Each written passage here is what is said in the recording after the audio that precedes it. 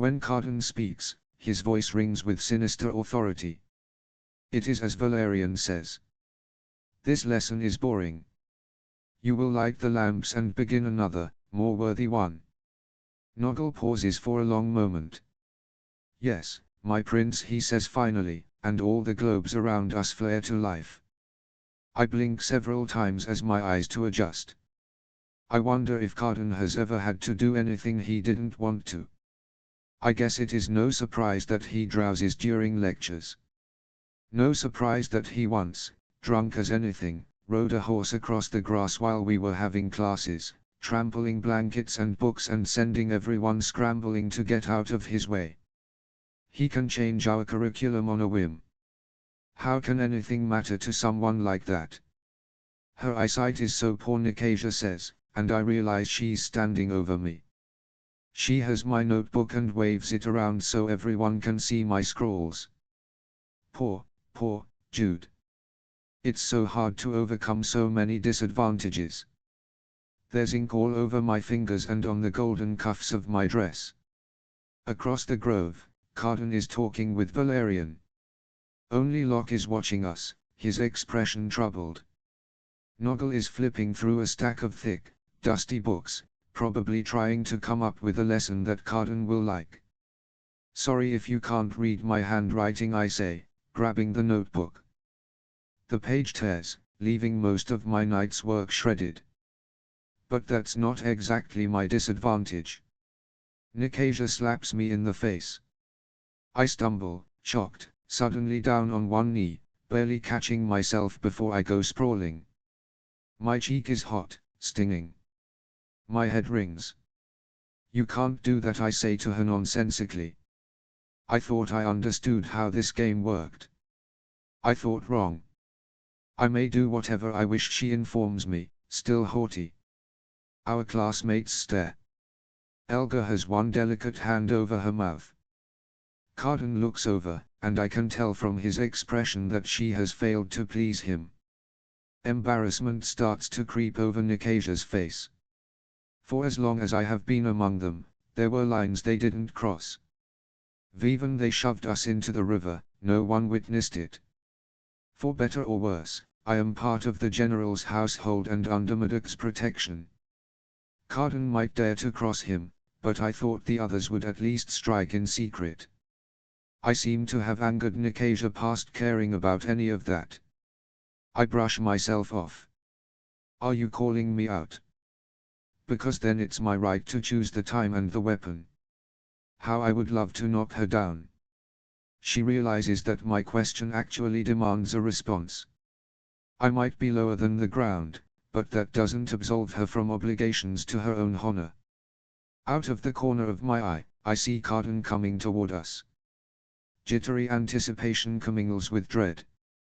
On my other side, Valerian bumps my shoulder. I take a step away from him, but not fast enough to avoid being assailed with the smell of overripe fruit. Above us, in the black dome of night, 7 stars fall, streaking gloriously across the sky before guttering out. I look up automatically, too late to have seen their precise path. Did anyone note that down? Noggle begins shouting, fumbling in his beard for a pen. This is the celestial event we've been waiting for. Someone must have seen the exact origin point. Quickly. Set down everything you can remember. Just then, as I am looking at the stars, Valerian shoves something soft against my mouth. An apple, sweet and rotten at the same time, honeyed juice running over my tongue, tasting of sunlight and pure heady, stupid joy. Fairy fruit, which muddles the mind, which makes humans crave it enough to starve themselves for another taste, which makes us pliant and suggestible and ridiculous. Dainsgears protected me from enchantment, from anyone's control, but fairy fruit puts you out of even your own control. Oh no. Oh no no no no no, I spit it out. The apple rolls in the dirt, but I can already feel it working on salt, I think, fumbling for my basket. Salt is what I need. Salt is the antidote. It will clear the fog in my head. Nicasia sees what I am going for and snatches up my basket, dancing out of the way, while Valerian pushes me to the ground. I try to crawl away from him, but he pins me, shoving the filthy apple back into my face. "Let me sweeten that sour tongue of yours," he says, pressing it down. Pulp is in my mouth and up my nose. I can't breathe. I can't breathe. My eyes are open, staring up at Valerian's face. I'm choking.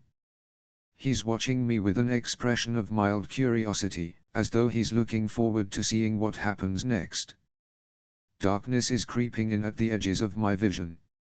I am choking to death. The worst part is the joy blooming inside me from the fruit, blotting out the terror. Everything is beautiful. My vision is swimming. I reach up to claw at Valerian's face, but I am too dizzy to reach him. A moment later, it doesn't matter. I don't want to hurt him, not when I am so happy. "Do something," someone says, but in my delirium, I can't tell who is speaking. Abruptly, Valerian is kicked off me. I roll onto my side, coughing. Carden is looming there. Tears and snot are running down my face, but all I can do is lie in the dirt and spit out pieces of sweet, fleshy pulp. I have no idea why I am crying. "Enough," Carden says. He has an odd, wild expression on his face, and a muscle is jumping in his jaw. I start to laugh. Valerian looks mutinous. "Ruin my fun, will you?" For a moment, I think they are going to fight, although I cannot think why. Then I see what Carden's got in his hand. The salt from my basket. The antidote. Why did I want that? I wonder. He tosses it up into the air with a laugh, and I watch it scatter with the wind. Then he looks at Valerian, mouth curling. "What's wrong with you, Valerian? If she dies, your little prank is over before it begins." "I'm not going to die," I say, "because I don't want them to worry. I feel fine. I feel better than I have ever felt in my entire life. I'm glad the antidote is gone." "Prince Carden," Noggle says. "She ought to be taken home." "Everyone is so dull today," Carden says, but he doesn't sound as if he's bored. He sounds as if he's barely keeping his temper in check. "Oh, Noggle, she doesn't wish to go." Nicasia comes over to me and strokes my cheek. "Do you, pretty thing?" The cloying taste of honey is in my mouth. I feel light. I am unwinding. I am unfurling like a banner. "I'd like to stay," I say, "because here is wondrous. Because she is dazzling. I'm not sure I feel good, but I know I feel great. Everything is wondrous. Even Carden. I didn't like him before, but that seems silly." I give him a wide, happy grin, although he doesn't smile in return. I don't take it personally. Noggle turns away from us, muttering something about the general and foolishness and princes getting their heads removed from their shoulders. Carden watches him go, hands fisting at his sides. A knot of girls flock down in the moss beside me. They are laughing, which makes me laugh again, too. "I've never seen a mortal take the fruits of Elfheim before," one of them, Flossflower, says to another. "Will she remember this? Would that someone would enchant her to do otherwise," Locke says from somewhere behind me, but he doesn't sound angry like Carden. He sounds nice. I turn toward him, and he touches my shoulder. I lean into the warmth of his skin. Nicasia laughs. "She wouldn't want that. What she'd like is another bite of apple." My mouth waters at the memory. I recall them strewn across my path, golden and glittering, on the way to school, and curse my foolishness for not stopping to eat my fill so we can ask her things. Another girl, Moragna, wants to know embarrassing things. And she'll answer. "VVH, why should she find anything embarrassing when she's among friends?" says Nicasia, eye-slitted. "She looks like a cat that has eaten all the cream and is ready for a nap in the sun." "Nick, one of us would you most like to kiss?" Flossflower demands, coming closer. She's barely spoken to me before. I'm glad she wants to be friends. I'd like to kiss all of you, I say, which makes them scream with laughter. I grin up at the stars. You're wearing too many clothes, Nikasia says, frowning at my skirts. And they've grown dirty. You should take them off. My dress does seem abruptly heavy. I imagine myself naked in the moonlight, my skin turned as silvery as the leaves above us. I stand. Everything feels as if it's going a bit sideways. I start pulling off my clothes. You're right, I say, delighted. My gown slides into a puddle of cloth that I can easily step out of. I am wearing mortal underclothes, a mint and black polka-dotted bra and underpants. They're all staring at me oddly, as though wondering where I got my underwear. All of them so resplendent that it is difficult for me to look too long without my head hurting. I am conscious of the softness of my body, of the calluses on my hands, and of the sway of my breasts. I am conscious of the soft tickle of grass underneath my feet and the warm earth. Am I beautiful like you are? I ask Nikasia, genuinely curious. No, she says, darting a look toward Valerian. She picks up something from the ground. You are nothing like us. I am sorry to hear it, but not surprised. Beside them, anyone might as well be a shadow, a blurry reflection of a reflection. Valerian points to the rowan necklace that dangles around my throat, dried red berries threaded onto a long silver chain. You should take that off, too. I nod conspiratorially. You're right, I say. I don't need it anymore. Nikasia smiles, holding up the golden thing she has in her hand. The filthy, mashed remains of the apple. Come lick my hands clean. You don't mind, do you? But you have to do it on your knees. Gasping and tittering spread through our classmates like a breeze. They want me to do it. I want to make them happy. I want everyone to be as happy as I am. And I do want another taste of the fruit. I begin to crawl toward Nikasia. No, Carden says, stepping in front of me, his voice ringing and a little unsteady. The others back off, giving him room. He toes off his soft leather shoe and puts one pale foot directly in front of me. Jude will come here and kiss my foot. She said she wanted to kiss us. And I am her prince, after all. I laugh again. Honestly, I don't know why I laughed so infrequently before.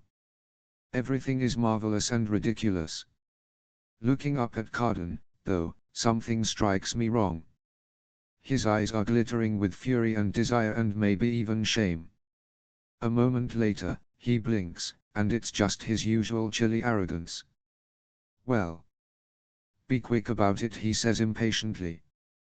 Kiss my foot and tell me how great I am. Tell me how much you admire me. Enough, Locke says sharply to Carden.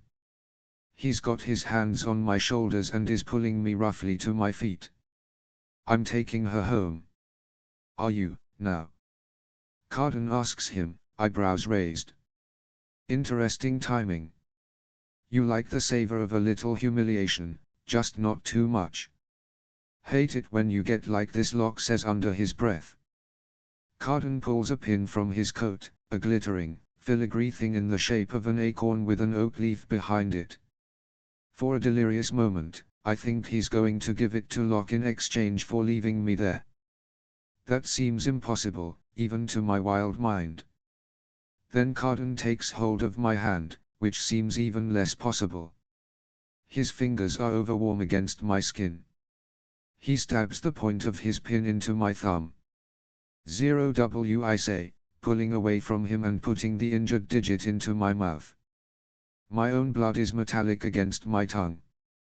Have a nice walk home, he tells me. Locke guides me away, stopping to grab up someone's blanket, which he wraps around my shoulders.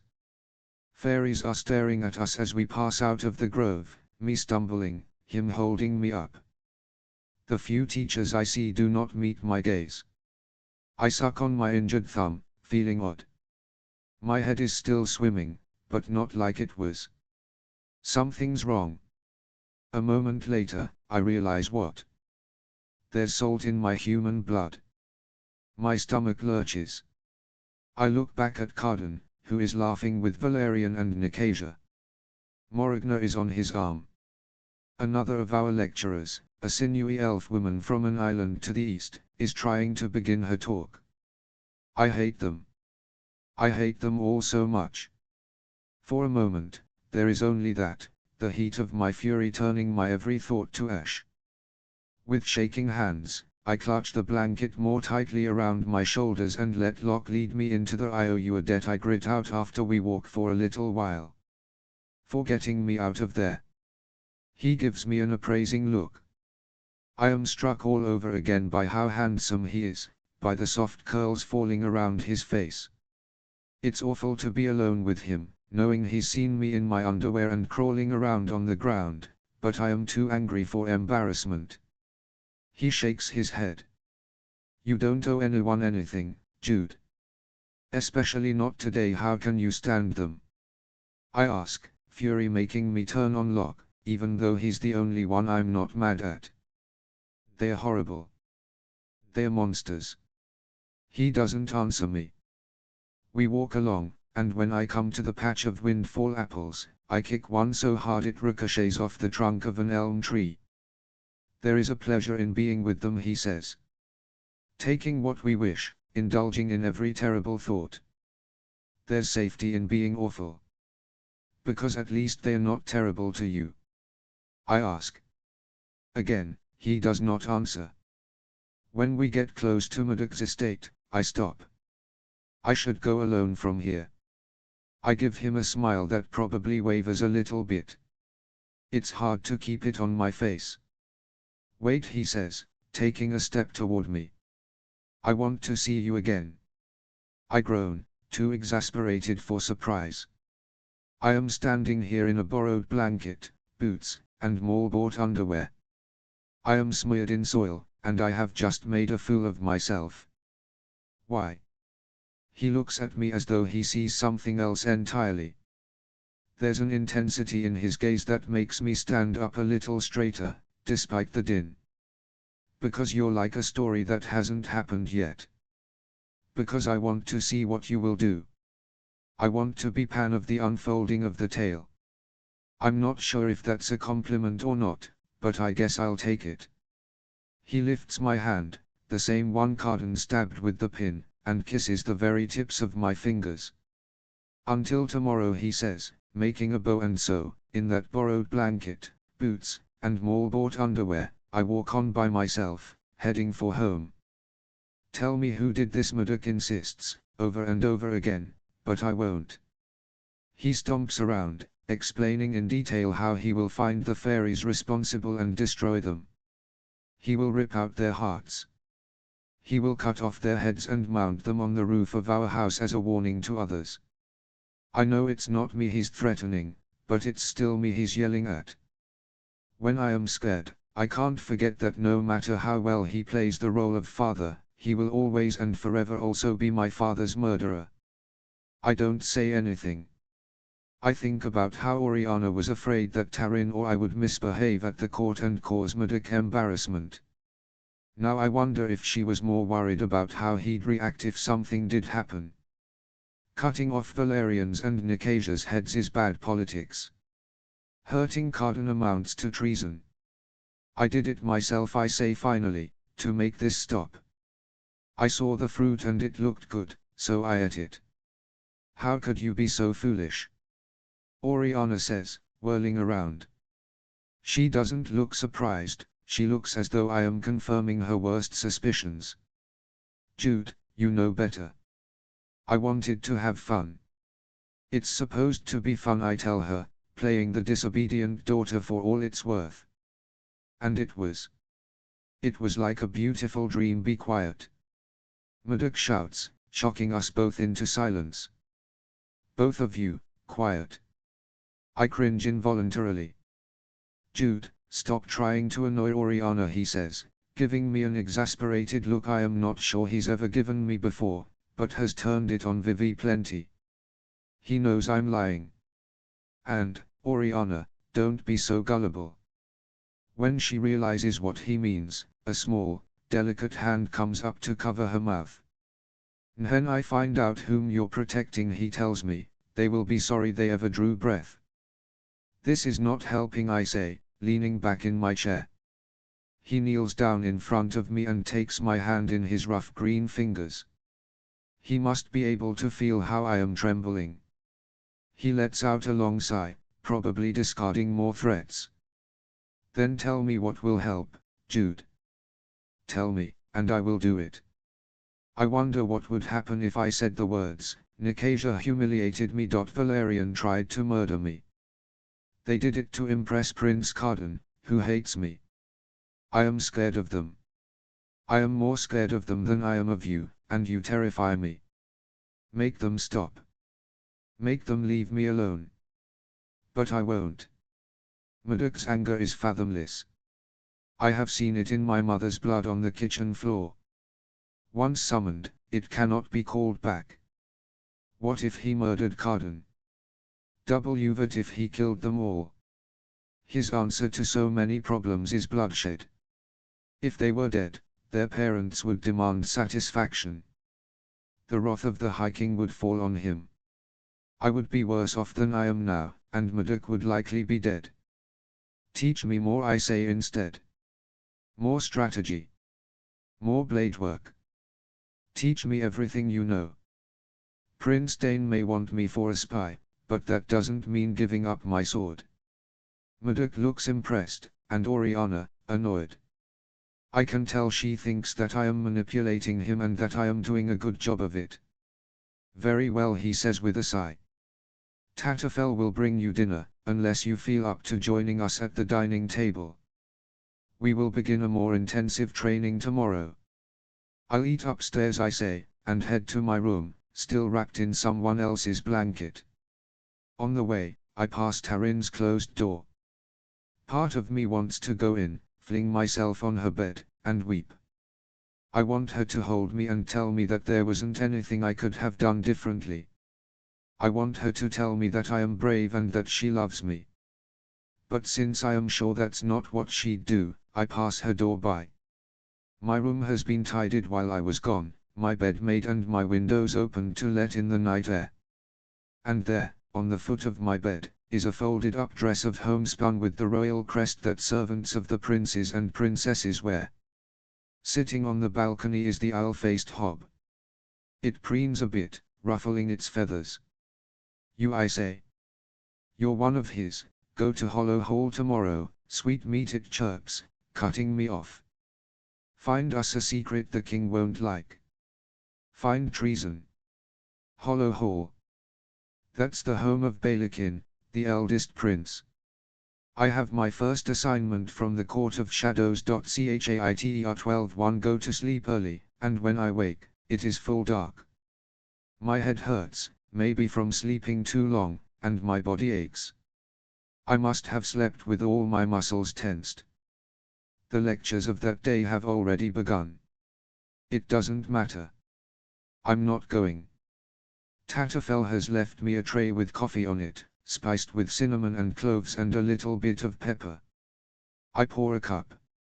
It's lukewarm, which means it has been there for a while. There's toast, too, which softens up when I dunk it a few times. Then I wash my face, which is still sticky with pulp, and then the rest of me. I brush my hair roughly, and then I pull it into a bun by knotting it around a twig.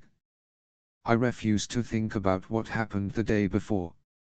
I refuse to think about anything but today and my mission for Prince Dane. Go to Hollow Hall. Find us a secret the king won't like. Find treason. So Dane wants me to help ensure that Balakin isn't chosen to be the next High King. Eldred can choose any of his children for the throne, but he favors the three eldest, Balakin, Dane, and Eloin and Dane above the others. I wonder if spies help keep it that way. If I can be good at this, then Dane will give me power when he ascends the throne. And after yesterday, I crave it. I crave it like I craved the taste of fairy fruit. I put on the servant's dress without any of my more acquired underclothes to make sure I am as authentic as possible. For shoes, I dig out a pair of old leather slippers from the back of my closet. They have a hole through the toe that I tried to fix nearly a year ago, but my sewing skills are poor, and I wound up just making them ugly. They fit, though, and all my other shoes are to be beautifully made. We do not have human servants at Muddock's estate, but I have seen them in other parts of Fairy. Human midwives to deliver babies from human consorts. Human artisans cursed or blessed with tempting skill. Human wet nurses to suckle sickly fairy infants. Little human changelings, raised in Fairy, but not educated with the gentry as we are. Cheerful magic seekers who don't mind a little drudgery in exchange for some wish of their heart. When our paths cross, I try to talk to them. Sometimes they want to, and sometimes they don't. Most nonanisms have been at least slightly glamoured to smooth out their memories. They think they are in a hospital or at a rich person's house. And when they are returned home, and Muddock has assured me that they are paid well and even given gifts, such as good luck or shiny hair or a knack for guessing the right lotto numbers. But I know there are also humans who make bad bargains or offend the wrong fairy and who are not treated so well. Taryn and I hear things, even if no one means for us to, stories of humans sleeping on stone floors and eating refuse, believing themselves to be resting on feather beds and supping on delicacies. Humans drugged out of their minds on fairy fruit. Balakin's servants are rumored to be the latter, ill-favored and worse treated. I shudder at the thought of it. And yet I can see why a mortal would make a useful spy, beyond the ability to lie. A mortal can pass into low places and high without much notice. Holding a harp, we're bards. In homespun, we're servants. In gowns, we're wives with squalling goblin children. I guess being beneath notice has advantages. Next I pack a leather bag with a shift and a knife, throw a thick velvet cloak over my dress, and descend the stairs. The coffee churns in my gut. I am almost to the door when I see Vivi seated on the tapestry-covered window seat. "You're up," she says, standing. "Good. Do you want to shoot things?" "I've got arrows." "Maybe later." I keep my cloak clutched tightly around me and try to move past her, keeping a blandly happy expression on my face. It doesn't work. Her hand shoots out to block me. "Taryn told me what you said to the prince at the tournament," she says. "And Oriana told me how you came home last night. I can guess the rest." "I don't need another lecture," I say to her. This mission from Dane is the only thing keeping me from being haunted by what happened the day before. I don't want to lose focus. I am afraid that if I do, I will lose my composure, too. "Taryn feels awful," Vivi says. "Yeah," I say. "Sometimes it sucks to be right." "Stop it."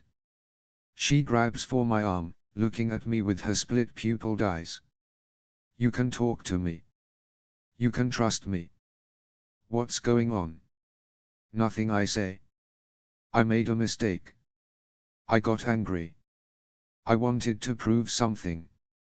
It was stupid." "Was it because of what I said?" Her fingers are gripping my arm hard. "The folk are going to keep treating you like crap. Vivi, there's no way my deciding to mess up my life is your fault," I tell her. "But I will make them regret crossing me." "Wait, what do you mean?" Vivi asks. "I don't know," I say, pulling free. I head toward the door, and this time she doesn't stop me. Once I'm out, I rush across the lawn to the stables. I know I am not being fair to Vivi, who hasn't done anything. She just wanted to help. Maybe I don't know how to be a good sister anymore. At the stables, I have to stop and lean against a wall while I take deep breaths. For more than half my life, I've been fighting down panic. Maybe it's not the best thing for a constant rattle of nerves to seem normal, even necessary. But at this point, I wouldn't know how to live without it. The most important thing is to impress Prince Dane. I can't let Carden and his friends take that from me. To get to Hollow Hall, I decide to take one of the toads, since only the gentry ride silver-shod horses. Although a servant would probably not have a mount of any kind, at least the toad is less conspicuous. Only in Fairyland is a giant toad the less conspicuous choice. I saddle and bridle a spotted one and lead her out onto the grass. Her long tongue lashes one of her golden eyes, making me take an involuntary step back. I hook my foot in the stirrup and swing up onto the seat. With one hand, I pull on the reins, and with the other, I pat the soft, cool skin of her back. The spotted toad launches us into the air, and I hang on. Hollow Hall is a stone manor with a tall, cocknoked tower, the whole thing half covered in vines and ivy. There's a balcony on the second floor that seems to have a rail of thick roots in place of iron. A curtain of thinner tendrils hangs down from it, like a scraggly beard clotted with dirt. There is something misshapen about the estate that ought to make it charming but instead makes it ominous. I tie up the toad, stuff my cloak into her saddlebags, and start toward the side of the manor, where I believe I will find a servant's door. On the way, I stop to pick mushrooms, so it will seem as though I had a reason for being out in the woods. As I get close, my heart speeds anew. Balakin won't hang me, I tell myself. Even if I am caught, he'll simply turn me over to Murdoch. Nothing bad is going to happen. I'm not entirely sure that's true, but I manage to persuade myself enough to approach the servants' entrance and slip inside. A hallway goes to the kitchens, where I deposit the mushrooms on a table beside a brace of bloody rabbits, a pigeon pie, a bouquet of garlic scapes and rosemary, a few cloudy-skinned plums, and dozens of bottles of wine. A troll stirs a large pot alongside a winged pixie. And cutting up vegetables are two sunken-cheeked humans, a boy and a girl, both of them with small, stupid smiles on their faces and glazed-over looks in their eyes.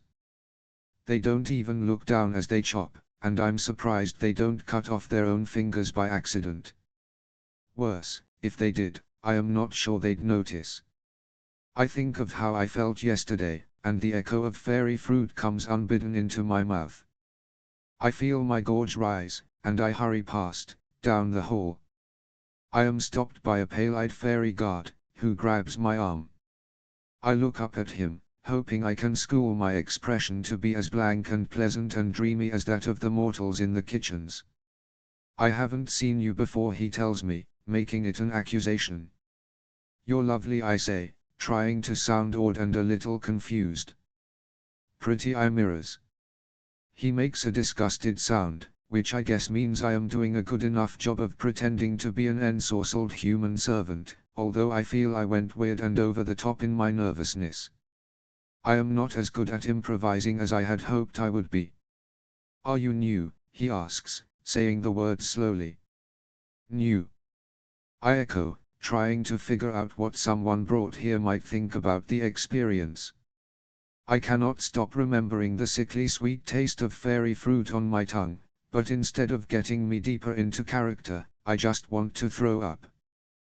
Before I was somewhere else, I blurt out, but now I have to clean the great hall with polish until every inch of it shines.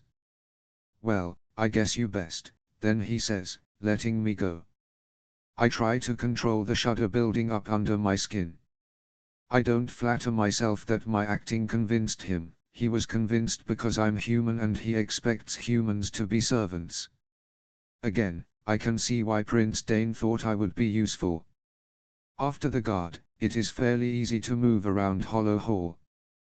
There are dozens of humans drifting through their chores, lost in sickly dreams.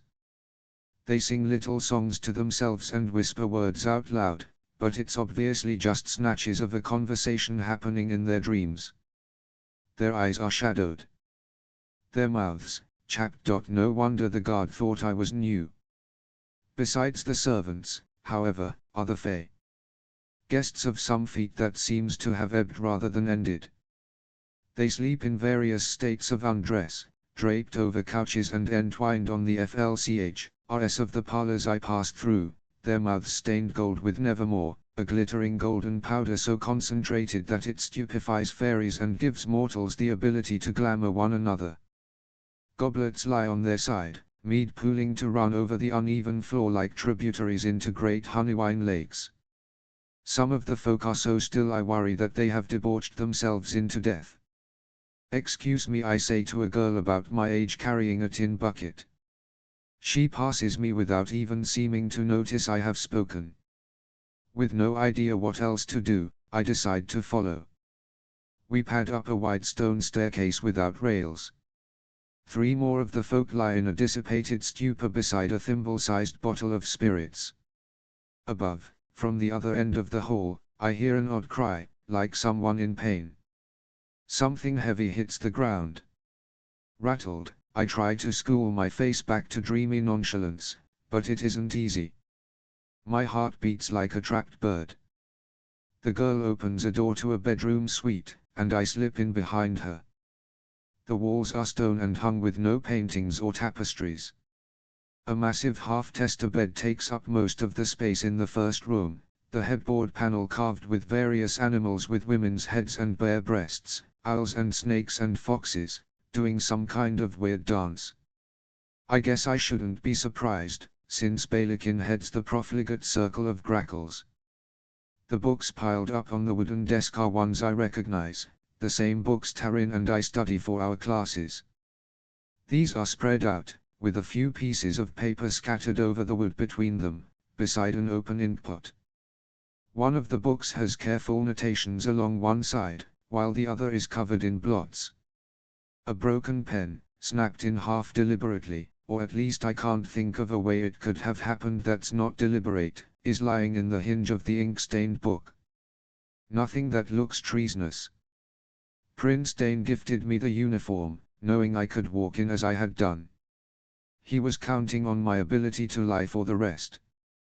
But now that I am inside, I hope there is something in Hollow Hall to find. Which means that no matter how frightened I am, I must pay attention. Along the wall are more books, some of them familiar from Madoc's library. I pause in front of a shelf, frowning, and kneel down. Stuffed into a corner is a copy of a book I know but didn't expect to see here in this place, Alice's Adventures in Wonderland and Through the Looking Glass, bound together in one volume. Mom read to us from one a lot like that back in the mortal world. Opening the book, I see the familiar illustrations and then the words, "But I don't want to go among mad people," Alice remarked. "Oh, you can't help that," said the cat, "we're all mad here." "I'm mad." "You're mad." "How do you know I'm mad?" said Alice. "You must be," said the cat, "or you wouldn't have come here." A bubble of scary laughter threatens to rise up my throat, and I have to bite my cheek to keep it from coming. The human girl is kneeling in front of a huge fireplace, sweeping up ash from the grate. The andirons, shaped like enormous curling serpents, flank her, their glass eyes ready to glow with lit flames. Although it's ridiculous, I can't bear to put the book back.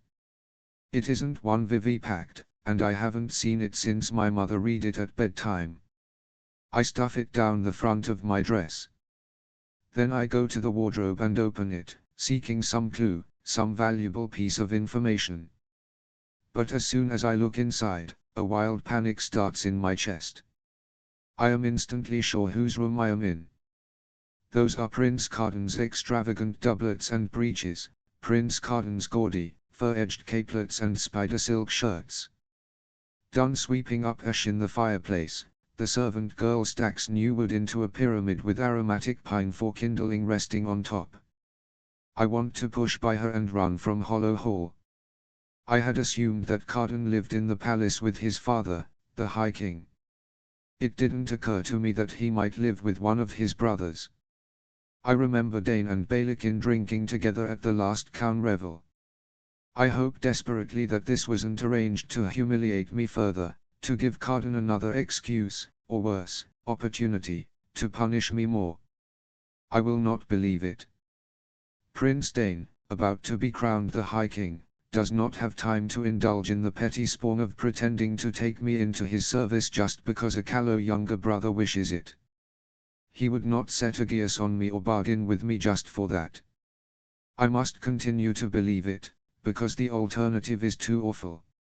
All this means is that besides Prince Balakin, I must avoid Prince Carden on my way through the house. Either of them might recognize me if they glimpsed my face. I must make sure they do not glimpse it. Probably they will not look too closely. No one looks too closely at human servants. Realizing I am not so different, I force myself to notice the pattern of moles on the human girl's skin and the split ends of her blonde hair and the roughness of her knees. I watch how she sways a little as she pushes to her feet, her body's clearly exhausted, even if her brain doesn't know it. If I see her again, I want to know I would recognize her. But it does no good, undays no spell. She continues her tasks, smiling the same awful, contented smile. When she leaves the room, I head in the opposite direction. I must find Balakin's private rooms, find his secrets, and then get out. I open doors carefully, peering inside. I discover 2 bedrooms, both under a thick layer of dust, one with a figure lying under a cobwebby shroud on the bed. I pause for a moment, trying to decide if it's a statue or a corpse or even some kind of living thing, then I realize this has nothing to do with my mission and back out quickly. I open another door to find several fairies twined together on a bed, asleep. One of them blinks drowsily at me, and I catch my breath, but he just slumps back down. The 7th room enters into a hallway with stairs spiraling up and up into what must be the tower. I take them quickly, my heart racing, my leather shoes soft on the stone. The circular room I come to is paneled in bookshelves, filled with manuscripts, scrolls, golden daggers, thin glass vials with jewel-colored liquids inside, and the skull of some deer-like creature with massive antlers supporting thin taper candles. 2 large chairs rest near the only window. There's a huge table dominating the middle of the room, and on it are maps weighed down on the corners by chunks of glass and metal objects. Beneath them is correspondence. I shuffle through the papers until I come to this letter. I know the provenance of the blusher mushroom that you ask after, but what you do with it must not be tied to me. After this, I consider my debt paid. Let my name be stricken from your lips. Although the letter is unsigned, the writing is in an elegant, feminine hand. It seems important. Could it be the proof Dane is looking for? Might it be useful enough to please him? And yet I cannot possibly take it.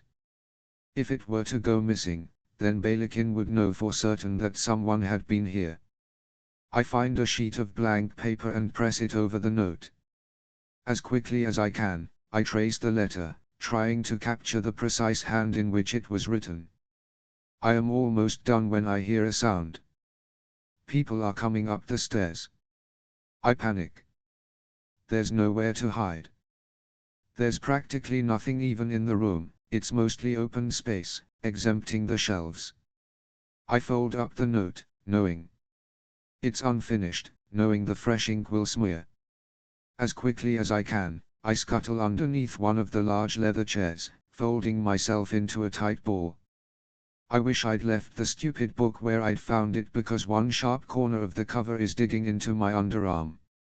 I wonder what I was thinking, believing myself clever enough to be a spy in fairyland. I squeeze my eyes shut, as though somehow not seeing whoever is coming into the room will keep them from seeing me. I hope you've been practicing, Balakin says. My eyes open into slits.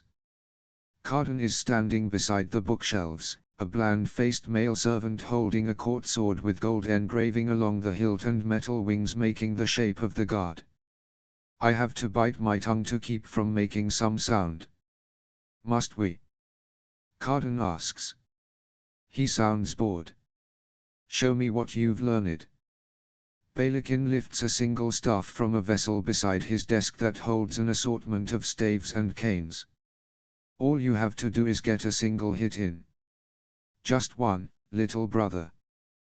Carden just stands there. Pick up the sword. Balakin's patience is worn thin already. With a long-suffering sigh, Carden lifts the blade. His stance is terrible. I can see why Balakin is annoyed. Surely Carden must have been given fighting tutors since he was old enough to hold a stick in his hands. I was taught from the time I got to Fairy, so he'd have had years on me, and the first thing I learned was where to put my feet. Balakin raises his staff. Now, attack. For a long moment, they stand still, regarding each other. Carden swings his sword in a desultory manner, and Balakin brings down his staff hard, smacking him in the side of the head.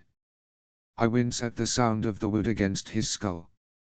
Carden staggers forward, baring his teeth. His cheek and one of his ears is red, all the way to the point. "This is ridiculous," Carden says, spitting on the floor. "Why must we play this silly game? Or do you like this part? Is this what makes it fun for you? Swordplay isn't a game." Balakin swings again. Carden tries to jump back, but the staff catches the edge of his thigh. Carden winces, bringing up his sword defensively. Then why call it swordplay?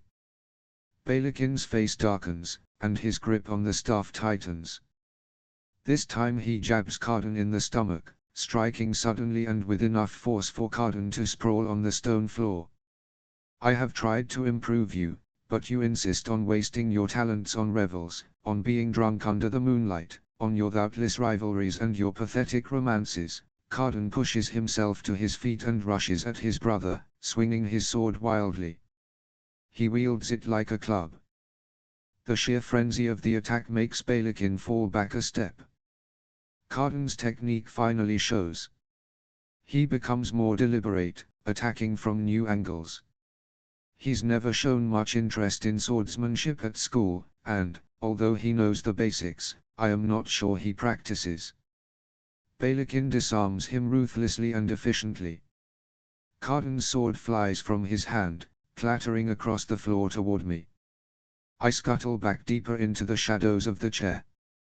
For a moment, I think that I am going to be caught, but the servant is the one to pick up the blade, and his gaze does not waver.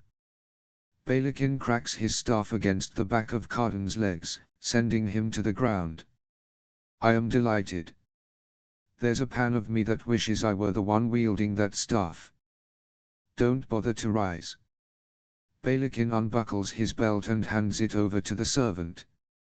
The human man wraps it twice around his palm. "You have failed the test. Again." Carden doesn't speak. His eyes are glittering with a familiar rage, but for once it isn't directed at me. He's on his knees, but he doesn't appear in any way cowed. "Tell me." Balakin's voice has gone silky, and he paces around his younger brother. "When will you cease being a disappointment? Maybe when you stop pretending that you don't do this for your own pleasure," Carden answers. "If you want to hurt me, it would save us both a lot of time if you got right down to, father was old and his seed weak when he sired you. That's why you're weak." Balakin puts one hand on his brother's neck. It looks affectionate, until I see Carden's flinch, the shifting of his balance. That's when I realize Balakin is pressing down hard, pinning Carden in place on the floor. "Now, take off your shin and receive your punishment." Carden begins to strip off his shirt, showing an expanse of moon-pale skin and a back with a delicate tracery of faded scars. My stomach lurches. They are going to beat him. I should be glorying in seeing Carden like this. I should be glad that his life sucks, maybe worse than mine, even though he's a prince of fairy and a horrible jerk and probably going to live forever. If someone had told me that I'd get an opportunity to see this, I would have thought the only thing I'd have to stifle was applause. But watching, I cannot help observing that beneath his defiance is fear. I know what it is to say the clever thing because you don't want anyone to know how scared you are. It doesn't make me like him any better, but for the first time he seems real. Not good, but real. Balakin the servant strikes twice, the slap of the leather echoing loudly in the still air of the room. "I don't order this because I am angry with you," Brother Balakin tells Carden, causing me to shudder. I do it because I love you. I do it because I love our family.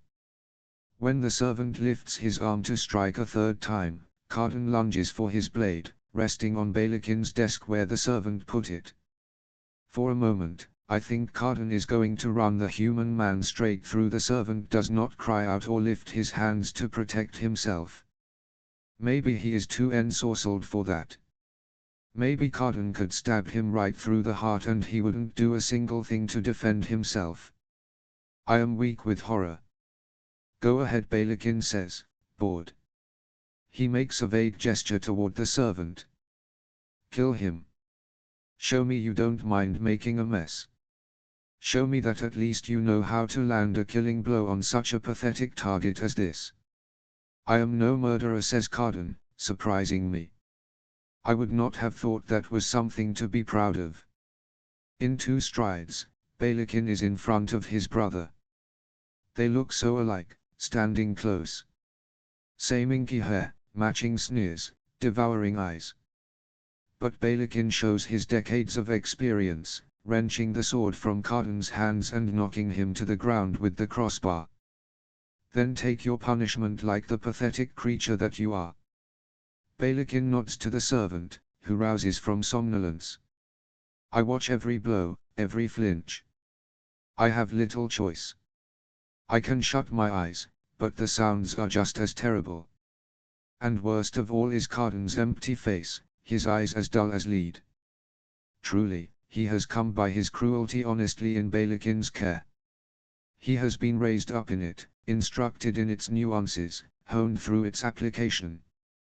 However horrible Carden might be, I now see what he might become and am truly afraid. Chapter 13 Disturbingly, it is even easier to gain entrance to the palace of Elfheim in my servant's gown than it was to enter Balakin's household.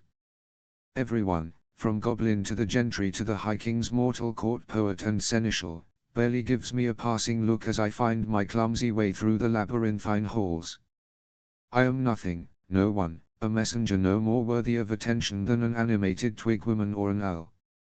My pleasant, placid expression, combined with forward momentum, gets me to Prince Dane's chambers without so much as a second look, even though I lose my way twice and have to retrace my steps.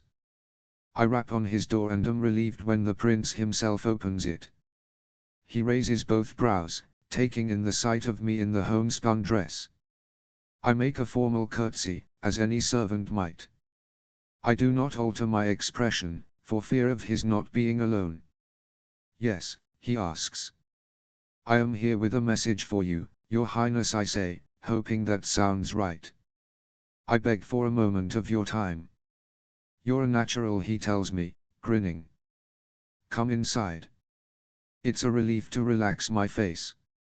I drop the inane smile as I follow him into his parlor. Furnished in elaborate velvets, silks, and brocades, it's a riot of scarlet and deep blues and greens, everything rich and dark, like overripe fruit.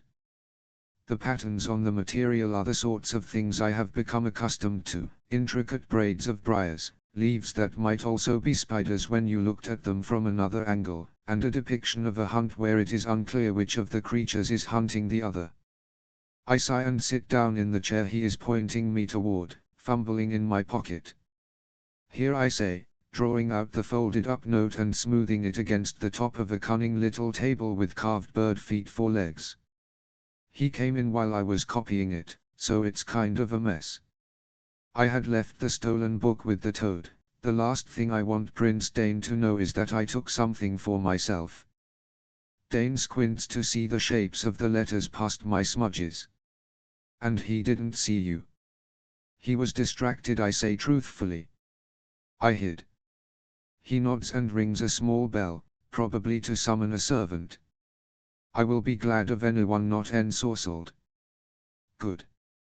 And did you enjoy it? I am not sure what to make of that question. I was frightened pretty much the whole time. How is that enjoyable? But the longer I think about it, the more I realize that I did sort of enjoy it. Most of my life is dreadful anticipation, a waiting for the other shoe to drop, at home, in classes, with the court.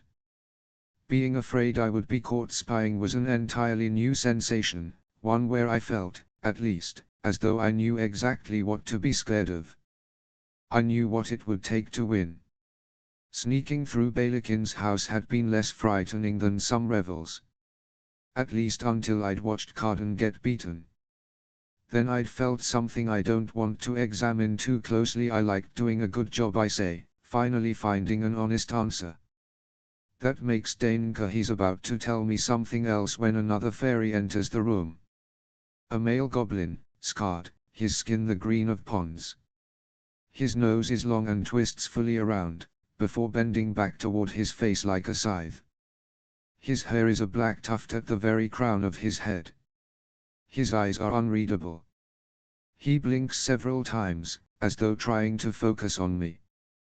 They call me the Roach, he says, his voice melodious, completely at odds with his face. He bows and then cocks the side of his head toward Dane. At his service. I guess we both are. You're the new girl, right? I nod. Am I supposed to tell you my name, or am I supposed to come up with something clever? The Roach grins, which twists his whole face up even more hideously. I am supposed to take you to meet the troupe. And don't worry about what we're going to call you. We decide that for ourselves. You think anyone in their right mind would want to be called the Roach? Great, I say, and sigh. He gives me a long look. Yeah, I can see how that's a real talent. Not having to say what you mean. He's dressed in an imitation of a court doublet, except his doublet is made from scraps of leather. I wonder what Murdoch would say if he knew where I was and with whom. I do not think he would be pleased. I don't think he'd be pleased by anything I did today. Soldiers have a peculiar kind of honor, even those who dip their caps in the blood of their enemies. Sneaking around houses and stealing papers is not at all in line with it. Even though Murdoch has spies of his own, I don't think he'd like my being one. So he's been blackmailing Queen Orla, Dane says, and the Roach and I look over at him. Prince Dane is frowning over the letter, and suddenly I understand, he recognizes my copy of the handwriting. Nikasia's mother, Queen Orla, must be the woman who obtained poison for Balakin. She wrote that she was repaying a debt, although knowing Nikasia, I would guess a little nastiness wouldn't give her mother much pause. But the Queen of the Undersys Kingdom is vast and mighty. It is hard to imagine what Balakin could have over her. Dane hands my letter to the Roach. So do you still believe he will use it before the coronation? The goblin's nose quivers. That's the smart move. Once the crown is on your head, nothing's going to get it off. Until that moment, I hadn't been sure whom the poison was for. I open my mouth and then bite the side of my cheek to stop myself from saying something foolish. Of course it must be for Prince Dane. Whom else would Balakin need some special poison to kill? If he were going to put regular people to death, he'd probably use some kind of cheap, regular person poison. Dane seems to notice my surprise. We have never gotten along, my brother and I. He has always been too ambitious for that. And yet I had hoped. He waves his hand around, dismissing whatever he was about to say. Poison may be a coward's weapon, but it is an effective one. Not about Princess Eloin. I ask, and then wish I could take back the question. Poison for her, too, probably. Queen Orla must have a cartload of it. This time, Dane doesn't answer me. Maybe Balakin plans on marrying her, the Roach says, surprising us both. At our expressions, he shrugs. What? If he makes things too obvious, he's going to be the next one to get a knife in the back. And he wouldn't be the first member of the gentry to wed a sister. If he marries her, Dane says, laughing for the first time in this conversation, he'll get a knife in the front. I had always thought of Eloin as the gentle sister. Again, I am aware of how little I really know about the world I am trying to navigate. Come, says the Roach, waving me to my feet. It's time you met the others. I cast a plaintive look in Dane's direction. I don't want to go with the roach, whom I have just met and whom I am not at all sure I trust. Even I, who have grown up in the house of a redcap, fear goblins. Before you go. Dane walks over until he's standing directly in front of me. I promised that none might compel you, save for me. I am afraid I am going to have to use that power. Jude, I forbid you from speaking aloud about your service to me. I forbid you from putting it into writing or into song. You will never tell anyone of the roach. You will never tell anyone of any of my spies. You will never reveal their secrets, their meeting places, their safe houses. So long as I live, you will obey this. I am wearing my necklace of rowan berries, but they are no protection against the magic of the gears. This is no regular glamour, no simple sorcery. The weight of the gears slams down on me, and I know that if I tried to speak, my mouth wouldn't be able to form those forbidden words. I hate it. It's an awful, out of control feeling. It makes me scramble around in my head, trying to imagine my way around his commandment, but I cannot. I think of my first ride to Fairy and the sound of Taryn and Vivi wailing. I think of Madoc's GNM expression, jaw-locked, doubtlessly unused to children, no less human ones. His ears must have been ringing. He must have wanted us to shut up. It's hard to think anything good about Madoc in that moment, with our parents' heart's blood on his hands. But I will say this for him: he never enchanted away our grief or took our voices. He never did any of the things that might have made the trip easier for him. I try to convince myself that Prince Dane is only doing the smart thing, the necessary thing, in binding me. But it makes my skin crawl. For a moment, I am unsure of my decision to serve him. Oh, Dane says as I am about to leave. One more thing. Do you know what Mithridatism is?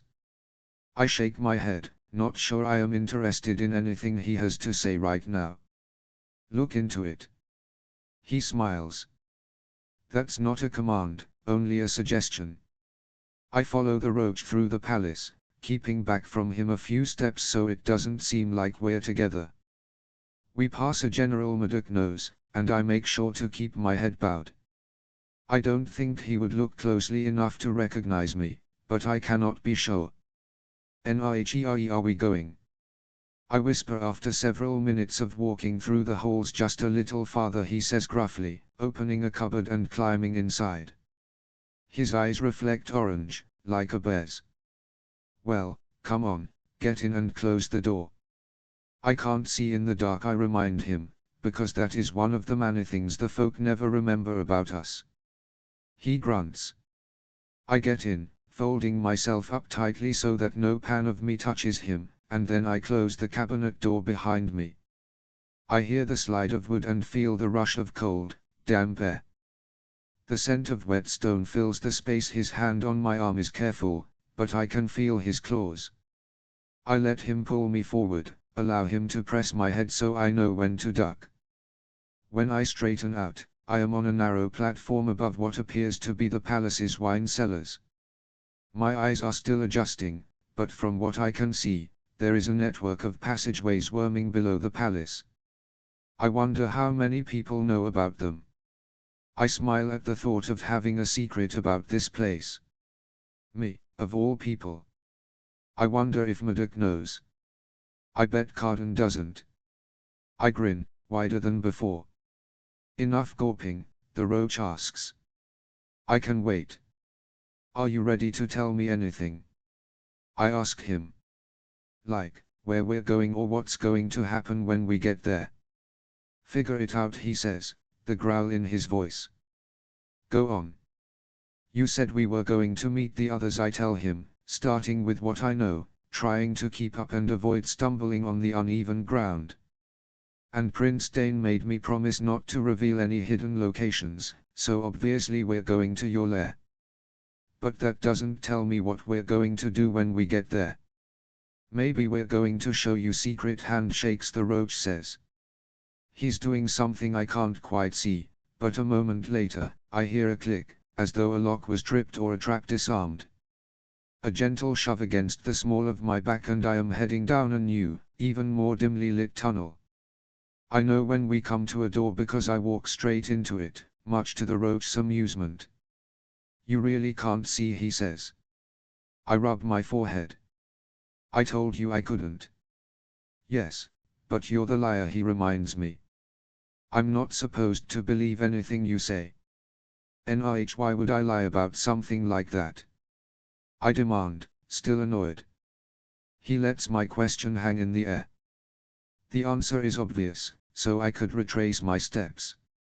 So he might accidentally show me something he wouldn't show someone else. So that he would be incautious. I really need to stop asking stupid questions.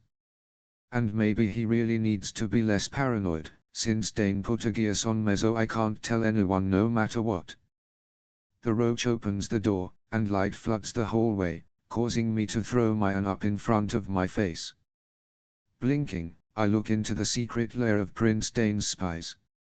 It's packed earth on all four sides, with walls that curve inward and a rounded ceiling. A large table dominates the room, and sitting at it are two fairies I've never met, both of them gazing at me unhappily. "Welcome," says the roach, "to the Court of Shadows." Chapter 14. The two other members of Dane's spy troupe also have code names. There's the lean, handsome fairy that looks at least part human, who winks and tells me to call him the Ghost. He has sandy-colored hair, which is normal for a mortal but is unusual for a fairy, and ears that come to very subtle points. The other is a tiny, delicate girl, her skin the dappled brown of a doe, her hair a cloud of white around her head, and a miniature pair of blue-gray butterfly wings on her back. She's got at least some pixie in her, if not some imp. I recognize her now from the High King's full moon revel. She's the one who stole a belt from an ogre, weapons and pouches attached. "Time the bomb," she says. "I like blowing things up." I nod. It's the kind of blunt thing I don't expect fairies to say, but I am used to being around court fairies with their baroque etiquette. I am not used to the solitary fae. I am at a loss as to how to speak with them. "So is it just the three of you?" "For now," says the roach. "We make sure Prince Dane stays alive and well informed about the doings of the court. We steal, sneak, and deceive to secure his coronation. And when he is king, we will steal, sneak, and deceive to make sure he stays on the throne." I nod. After seeing what Balakin is like, I want Dane on the throne more than ever. Murdoch will be by his side, and if I can make myself useful enough, maybe they'll get the rest of the gentry off my back. "You can do two things the rest of us can't," the roach says. 1. You can blend in with the human servants. 2. You can move among the gentry. We're going to teach you some other tricks. So until you get another mission directly from the prince, your job is what I say it is." I nod. I expected something like that. I can't always get away. I skipped classes today, but I can't do that all the time or someone will notice and ask where I've been. And Murdoch expects me to have dinner with him and Oriana and the rest of the family around midnight. The roach looks over at the ghost and shrugs. This is always the problem with infiltrating the court. Lots of etiquette taking up time. "When can you get away?" "I could sneak out after I'm supposed to be in bed," I tell them. "Good enough," the roach says. "One of us will meet you near the house and either train you or give you assignments. You need not always come here, to the nest."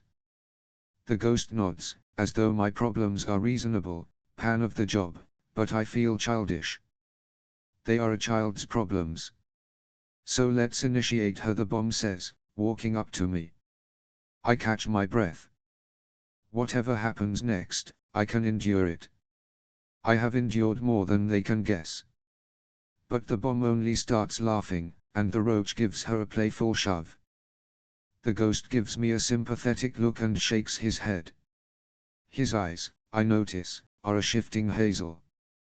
If Prince Dane says you are part of the Court of Shadows, then you are. Try not to be much of a disappointment and we'll have your back. I let out my breath. I am not sure that I wouldn't have preferred some ordeal, some way to prove myself. The bomb makes a face. You'll know you're really one of us when you get your name. Don't expect it anytime soon. The ghost goes over to a cabinet and takes out a half-empty bottle of a pale greenish liquid and a stack of polished acorn cups. He pours out 4 shots. Have a drink. And don't worry, he tells me. It won't befuddle you any more than any other drink. I shake my head, thinking of the way I felt after having the golden apple mashed into my face. Never do I want to feel out of control like that again. I'll pass. The roach knocks back his drink and makes a face, as though the liquor is scorching his throat. Suit yourself, he manages to choke out before he starts to cough. The ghost barely winces at the contents of his acorn. The bomb is taking tiny sips of hers. From her expression, I am extra glad I passed on it. Balakin's going to be a problem, the roach says, explaining what I found. The bomb puts down her acorn. I mislike everything about this. If he was going to go to Eldred, he would have done it already. I had not considered that he might poison his father. The ghost stretches his lanky body as he gets up. It's getting late. I should take the girl home. Jude, I remind him. He grins. I know a shortcut. We go back into the tunnels, and following him is a challenge because, as his name suggests, he moves almost completely silently. Several times, I think he's left me alone in the tunnels, but just when I am about to stop walking, I hear the faintest exhalation of breath or shuffle of din and persuade myself to go on.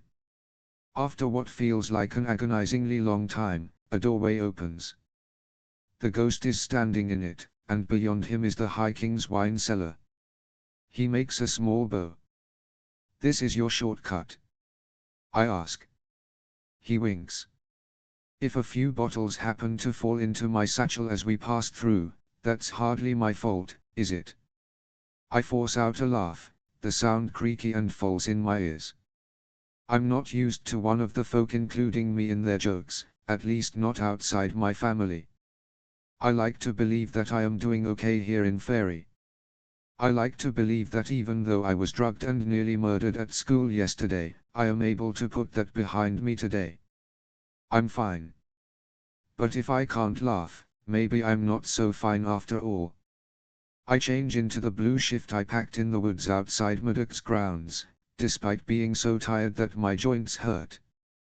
I wonder if the folk are ever tired like that, if they ever ache after a long evening. The toad seems exhausted, too, although maybe she's just full. As far as I can tell, most of what she did today was snap her tongue at passing butterflies and a mouse or two. It's full deep dark when I get back to the estate. The trees are lit with tiny sprites, and I see a laughing oak racing through them, pursued by Vivi and Taryn and, oh hell, Locke. It's disorienting to see him here, impossibly out of context. Has he come because of me? With a shriek, Oak dashes over, clambering up the saddlebags and onto my lap. Chase me, he yells, out of breath, full of the wriggling ecstasy of childhood. Even fairies are young once. Impulsively, I hug him to my chest. He's warm and smells of grass and deep woods. He lets me do it for a moment, small arms twining around my neck, small horned head butting against my chest.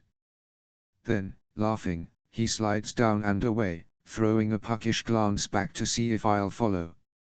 Growing up here, in Fairy, will he learn to scorn mortals? When I am old and he is still young, will he scorn me, too? Will he become cruel like Cardan? Will he become brutal like Murdoch? I have no way of knowing. I step off the toad, foot in the stirrup as I swing my body down. I pat just above her nose, and her golden eyes drift shut.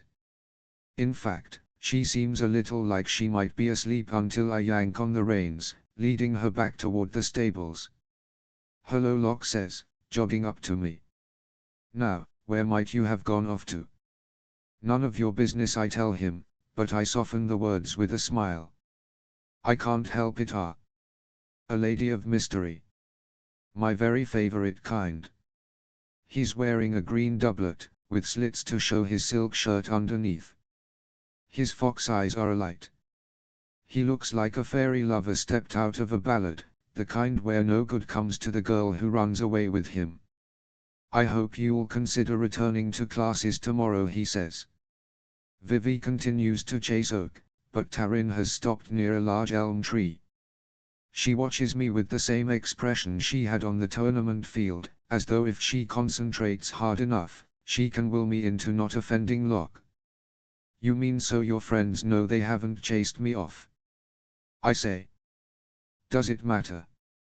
He looks at me oddly. "You're playing the great game of kings and princes, of queens and crowns, aren't you?" "Of course it matters. Everything matters." I am not sure how to interpret his words. I didn't think I was playing that kind of game at all. I thought I was playing the game of pissing off people who hated me already and eating the consequences. "Come back. You and Taryn both should return. I told her so." I turn my head, looking for my twin in the yard, but she is no longer by the elm. Vivi and Oak are disappearing over a hill. Perhaps she has gone with them. We get to the stables, and I return the toad to her pen. I fill her water station from a barrel in the center of the room, and a fine mist appears, raining down on her soft skin. The horses nicker and stamp as we leave. Locke watches this all in silence. "May I ask you something else?" Locke says, glancing in the direction of the manor. I nod. "Why haven't you told your father what's been happening?" Maddox stables are very impressive. Maybe standing in them, Locke was reminded of just how much power and influence the general has. But that doesn't mean I am the inheritor of that power. Maybe Locke should also remember that I am merely one of the biblo children of Maddox's human wife. Without Maddox and his honor, no one would care about me. "You mean so he can go stomping into our classes with a broadsword, killing everyone in sight?" I ask, instead of correcting Locke about my station in life. Locke's eyes widen. "I guess that wasn't what he meant. I thought that your father would pull you out, and that if you didn't tell him, it was because you wanted to stay." I give a short laugh. "That's not what he'd do at all. Maddox is not a fan of surrender." In the cool dark of the stables, with the snorting of fairy horses all around us, he takes my hands. "Nothing there would be the same without you. Since I never intended to quit, it's nice to have someone making all this effort to get me to do something I would have done anyway. And the way he's looking at me, the intensity of it, is so nice that I am embarrassed. No one has ever looked at me this way. I can feel the heat of my cheeks and wonder if the shadows help cover it up at all. Right then, I feel as though he sees everything, every hope of my heart, every stray thought I've had before falling into an exhausted sleep each dawn. He brings one of my hands up to his mouth and presses his lips against my palm. My whole body tenses. I am suddenly too warm, everything. His breath is a soft susurration against my skin. With a gentle tug, he pulls me closer. His arm is around me. He leans in for a kiss and my thoughts slide away. This can't be happening. "Jude." I hear Taryn call uncertainly from nearby, and I stagger away from Locke. "Jude. Are you still in the stable?" Here I say, my face hot. We emerge into the night to find Oriana on the steps of the house, hauling Oak inside. Vivi is waving to him as he tries to squirm free from his mother's grip. Taryn has her hands on her hips. Oriana has called everyone in to dinner. Taryn informs us both grandly. She wants Locke to stay and eat with us. He makes a bow. "You may inform your lady mother that though I am honored to be asked to her table, I would not so impose myself on her." I only wanted to speak with you both. I will, however, call again. You may be sure of that. You talked to Jude about school. There is trepidation in Taryn's voice. I wonder what they spoke about before I returned. I wonder if he persuaded her to attend the lectures again, and if so, how he did it. Until tomorrow, he says to us with a wink. I watch him walk off, still overwhelmed. I don't dare ICH at Taryn, for fear she will see all of it on my face, the whole day's events, the almost kiss. I am not ready to talk, so I am the one who avoids her for once. Skipping up the steps with as much nonchalance as I can muster, I head to my room to change for dinner. I forgot that I asked Murdoch to teach me swordplay and strategy, but after dinner he gives me a stack of military history books from his personal library. When you're done reading these, we will talk, he informs me. I will set you a series of challenges, and you will tell me how you might overcome them with the resources I give you. I think he expects me to object and insist on more swordplay, but I am too tired to even think of it. Flopping down on my bed an hour later, I decide that I am not going to even take off the blue silk dress I am wearing. My hair is still disarranged, although I tried to improve it with a few pretty pins. I should take those out, at least, I tell myself, but I can't seem to make any movement toward doing so. My door opens, and Taryn comes in, hopping up onto my bed. Okay, she says, poking me in the side. What did Locke want? He said he had to talk to you. He's nice, I say, rolling over and folding my arms behind my head, staring up at the folds of fabric gathered above me. Not totally Carden's puppet like the rest of them. Taryn has an odd expression on her face, like she wants to contradict me but is holding herself back. Whatever. Spill. About Locke? I ask. She rolls her eyes. About what happened with him and his friends. They're never going to respect me if I don't fight back, I tell her. She sighs. They're never going to respect you, period. I think of crawling across the grass, my knees dirty, the savor of the fruit in my mouth. Even now I can taste the echo of it, the emptiness it would fill, the giddy, delirious joy it promises. Taryn goes on. You came home practically naked yesterday, smeared with fairy fruit. Isn't that bad enough? Don't you care? Taryn has pulled her whole body back against one of the posts of my bed. I am tired of caring, I say. Why should I? Because they could kill you. They better, I say to her. Because anything less than that isn't going to work. Do you have a plan for stopping them? She asks. You said you were going to defy Carden by being your awesome self, and if he tried to take you down, you'd take him down with you. How are you going to manage that? I don't know exactly, I admit.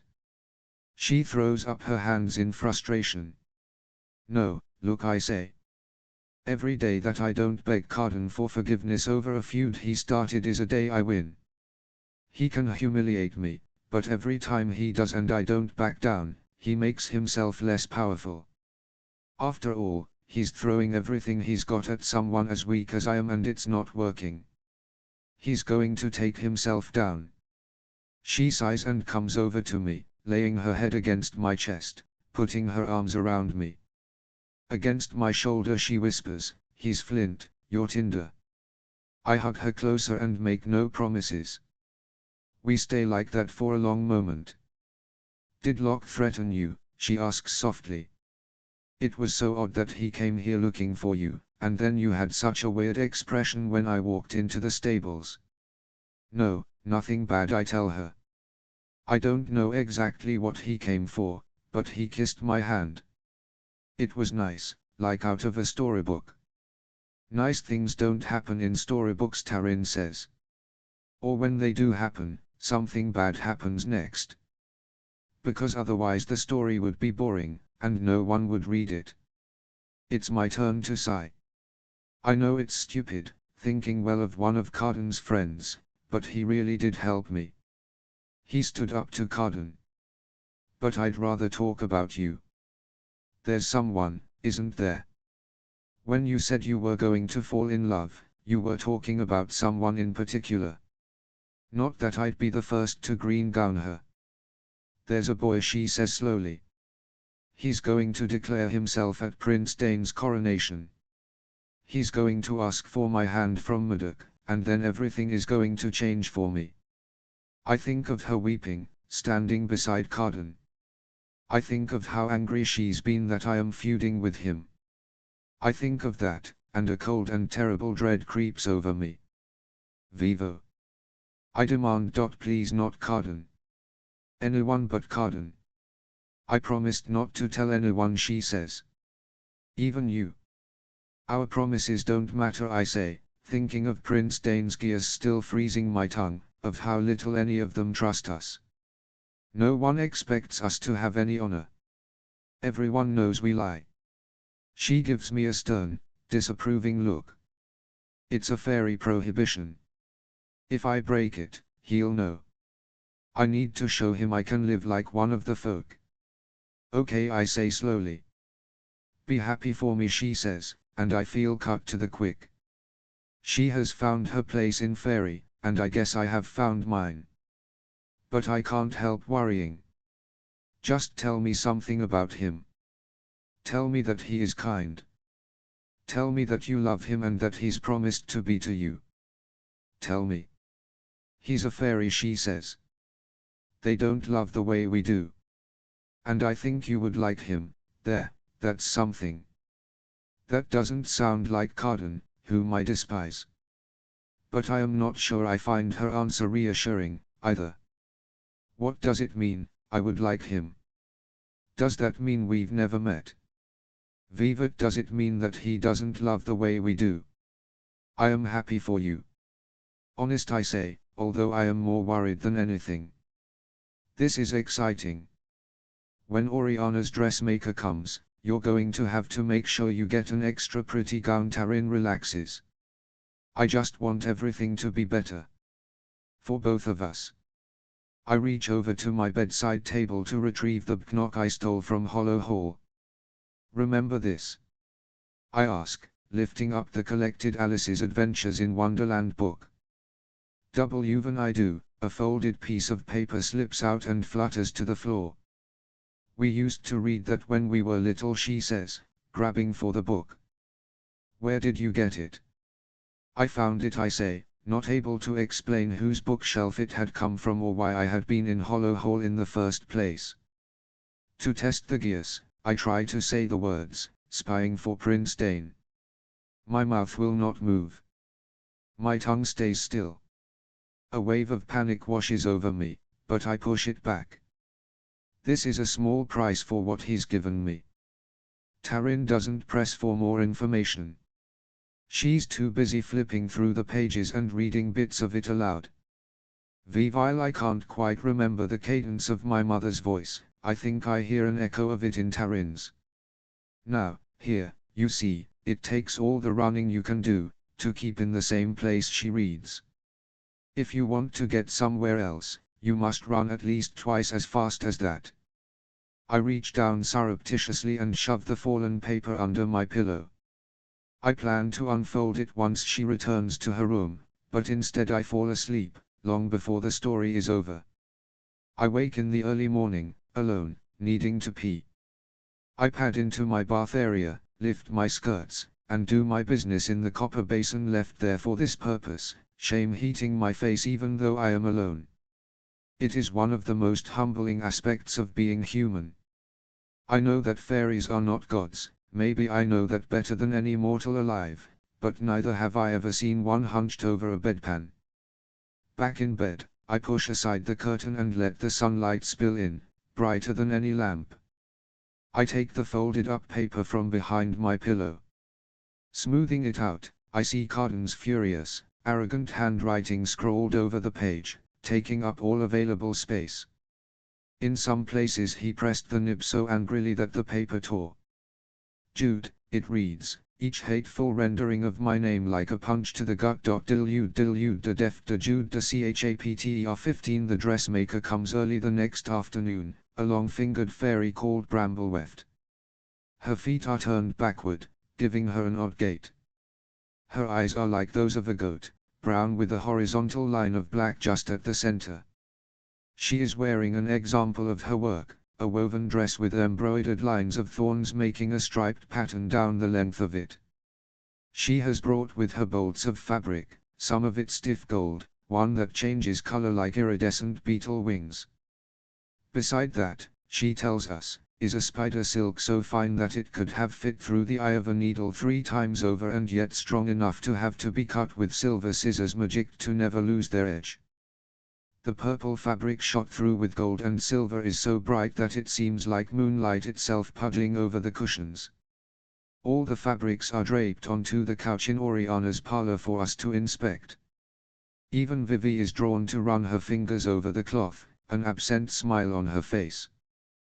There is nothing like this in the mortal world, and she knows it. Oriana's current maid, a hairy, wizened creature named Toad Floss, brings tea and cakes, meat and jam, all piled on a massive silver tray. I pour myself tea and drink it without cream, hoping it will settle my stomach.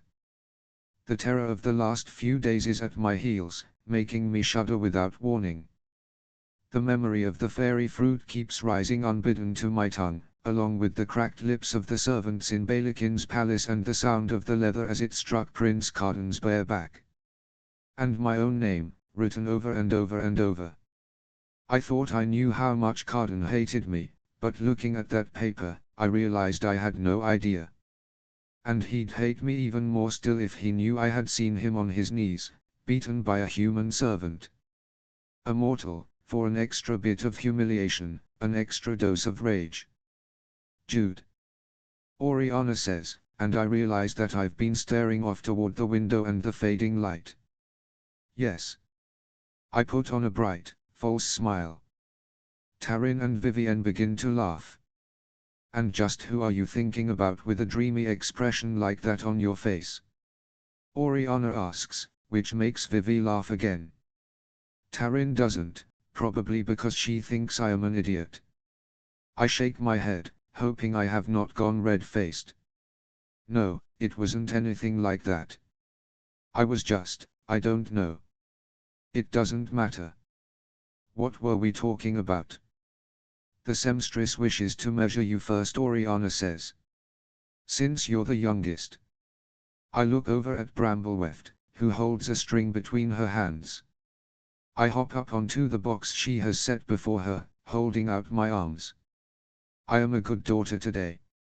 I am going to get a pretty gown. I will dance at Prince Dane's coronation until my feet bleed. Don't scowl, the seamstress says. Before I can stammer apologies, she continues, voice pitched low. I was told to sew this dress with pockets that can conceal weapons and poisons and other little necessities. We'll make sure that's done while still showing you to great advantage. I almost stumble off the box, I am so surprised. That's wonderful, I whisper back, knowing better than to thank her.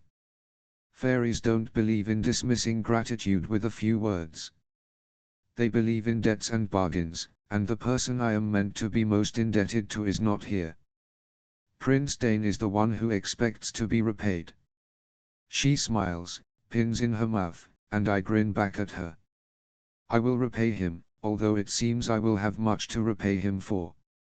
I will make him proud of me. Everyone else, I will make very, very sorry. When I look up, Vivi is watching me suspiciously. Taryn is next to be measured.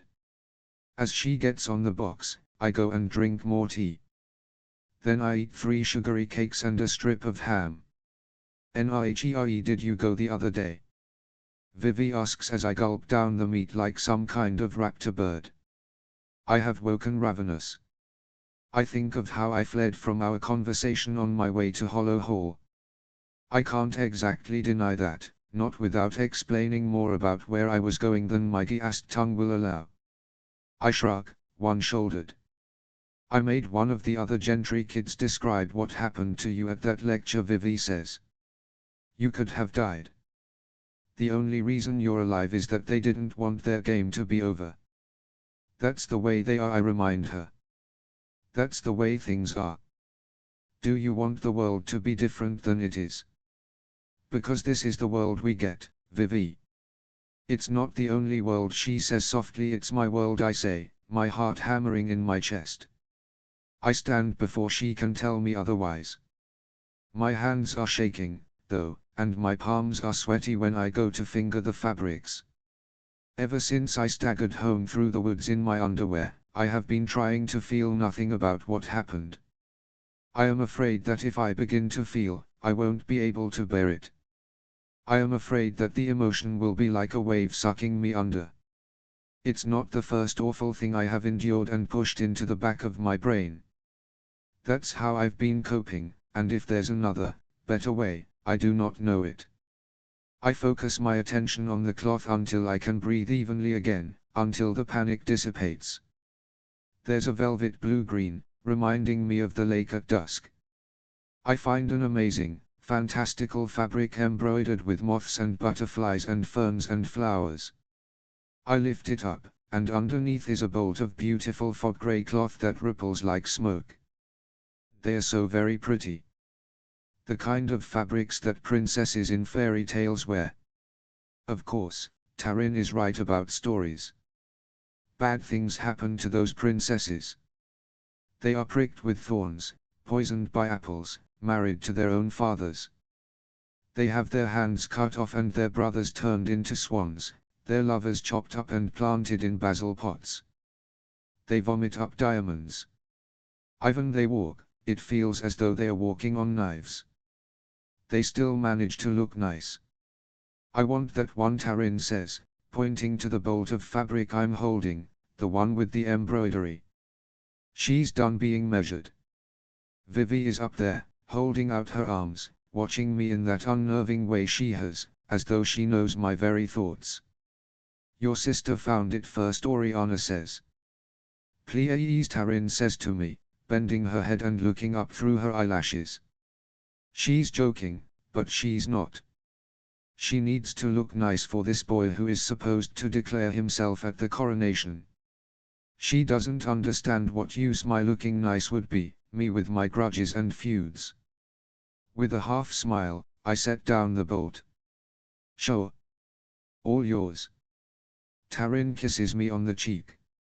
I guess we're back to normal. If only everything in my life were so easily resolved. I choose a different cloth, the dark blue velvet. Vivienne chooses a violet that seems to be a silvery grey when she turns it over her hand. Oriana chooses a blush pink for herself and a cricket green for Oak. Brambleweft starts to sketch billowing skins and cunning little capes, corsets stitched with fanciful creatures.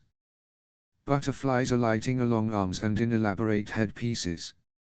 I am charmed at the alien vision of myself. My corset will have 2 golden beetles stitched in what looks like a breastplate, with Medoc's moon crest and elaborate swirls of shining thread continuing down my front, and tiny sheer drop sleeves of more gold.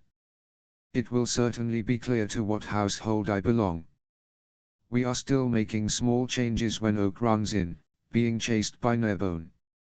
Oak spots me first and scrambles onto my lap, throwing his arms around my neck and giving me a small bite just beneath my shoulder. Ow!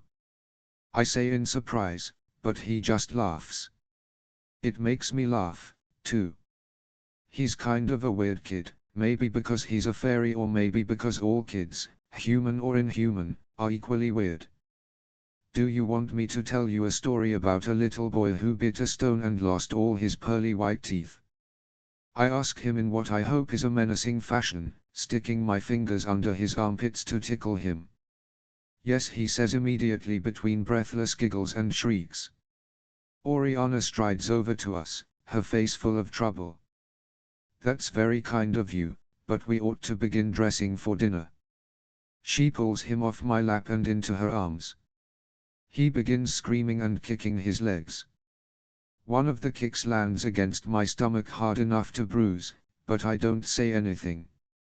Story, he shouts. I want the story. Jude is busy right now, she says, carrying his squirming body toward the door, where Nerbone is waiting to take him back to the nursery. Why don't you ever trust me with him? I shout, and Oriana wheels around, shocked that I said a thing we don't say. I am shocked, too, but I can't stop. I'm not a monster. I've never done anything to either of you. I want the story, Oak whines, sounding confused. That's enough, Oriana says sternly, as though we've all been arguing. We will speak about this later with your father. With that, she strides from the room. I don't know whose father you're talking about, because he's sure not mine, I call after her. Taryn's eyes go saucer-wide. Vivienne has a small smile on her face. She takes a minute sip of tea, and then she raises the cup in my direction in salute. The seamstress is looking down and away, leaving us to our private family moment.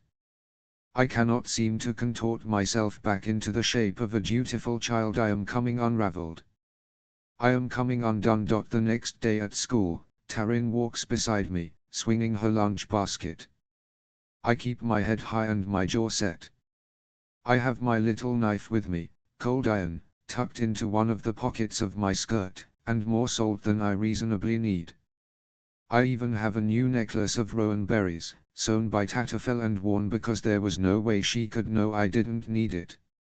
I dally in the palace garden to gather a few more things. Are you allowed to pick those? Taryn asks, but I do not answer her.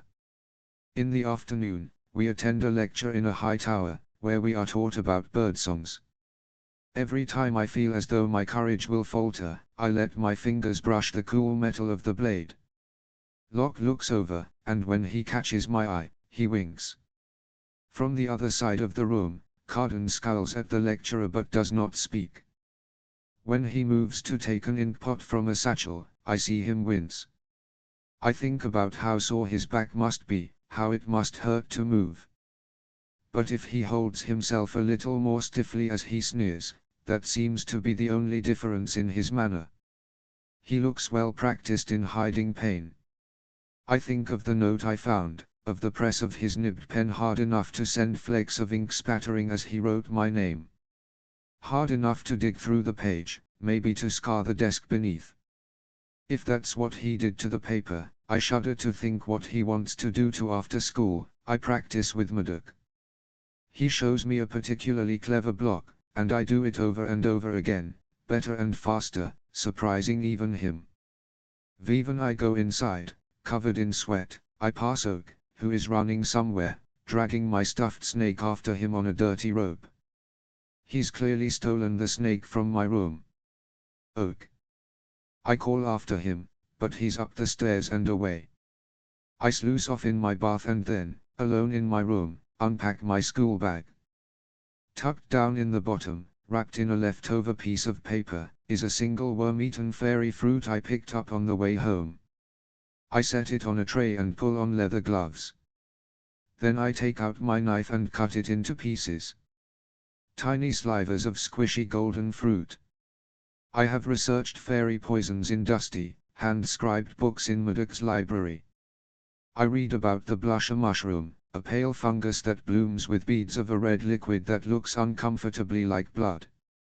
Small doses cause paralysis, while large doses are lethal, even for the folk. Then there is Death Sweet, which causes a sleep that lasts 100 years. And Wraithberry, which makes your blood race until your heart stops. And Fairy Fruit, of course, which one book called Everable. I take out a flask of pine liquor, nicked from the kitchens, thick and heavy as sap. I drop the fruit into it to keep it fresh. My hands are shaking. The final piece, I put on my tongue. The rush of it hits me hard, and I grit my teeth against it. Then, while I am feeling stupid, I take out the other things. A leaf of wraithberry from the palace garden. A petal from a flower of death sweet. The tiniest bead of juice from the blusher mushroom. From each, I cut away a tinier portion and swallow. Mithridatism, it's called. Isn't that a funny name? The process of eating poison to build up immunity. So long as I don't die from it, I'll be harder to kill. I do not make it downstairs for dinner. I am too busy retching, too busy shivering and sweating. I fall asleep in the bath area of my room, spread out on the floor. That's where the ghost finds me. I wake to his poking me in the stomach with the foot of his boot. It's only grogginess that keeps me from crying out. Rise, Jude, the ghost says. The roach wants you to train tonight. I push myself up, too exhausted to disobey. Outside, on the dewy grass, with the first rays of sun creeping across the island, the ghost shows me how to climb trees silently. How to put down a foot without snapping a branch or crackling a dried leaf. I thought I'd learn it how in my lessons at the palace, but he shows me mistakes my teachers didn't bother correcting. I try, over and over. Mostly, I fail. Good, he says, once my muscles are shaking. He's spoken so little that his voice startles me. He could more easily pass for human than Vivi, with the subtler point on his ears, light brown hair, and hazel eyes. And yet he seems unknowable to me, both calmer and colder than she is. The sun is almost up. The leaves are turning to gold. Keep practicing. Sneak up on your sisters. When he grins, with sandy hair falling over his face, he seems younger than I am, but I'm sure he's not. And when he goes, he does it in such a way that it appears like vanishing. I head back home and use what I've just learned to slipfoot my way past the servants on the stairs. I make it to my room, and this time when I collapse, I manage to do it in my bed. Then I get up the next day and do everything all over again. Chapter 16 Attending lectures is harder than ever. For one thing, I am sick, my body fighting the effects of the fruit and the poisons I am forcing down. For another, I am exhausted from training with Mudok and training with Dane's Cown of Shadows. Mudok gives me puzzles, 12 goblin knights to storm a fortress, 9 untrained gentry to defend one, and then asks for my answers each evening after dinner. The roach orders me to practice moving through the crowds of courtiers without being noticed, to eavesdrop without seeming interested. The bomb teaches me how to find the weak spot in a building, the pressure point on a body. The ghost teaches me how to hang from rafters and not be seen, to line up a shot with a crossbow, to steady my shaking hands. I am sent on 2 more missions to get information. First, I steal a letter addressed to Eloin from a knight's desk in the palace. The next time, I wear the clothing of a fairy bride and walk through a party to the private chambers of the lovely Terekand, one of Prince Balakin's consorts, where I take a ring from a desk. In neither case am I allowed to know the significance of what I stole. I attend lectures beside Cardan, Nicasia, Valerian, and all the gentry children who laughed at my humiliation. I do not give them the satisfaction of my withdrawing, but since the incident with the fairy fruit, there are no more skirmishes. I bide my time. I can only assume they are doing the same. I am not foolish enough to think we are done with one another. Locke continues his flirtation. He sits with Tarin and me when we take our lunch, spread out on a blanket, watching the sunset. Occasionally he walks me home through the woods, stopping to kiss me near a copse of fir trees just before Mudok's estate.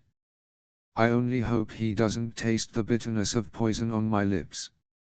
I do not understand why he likes me, but it is exciting to be liked. Tarin doesn't seem to understand it, either.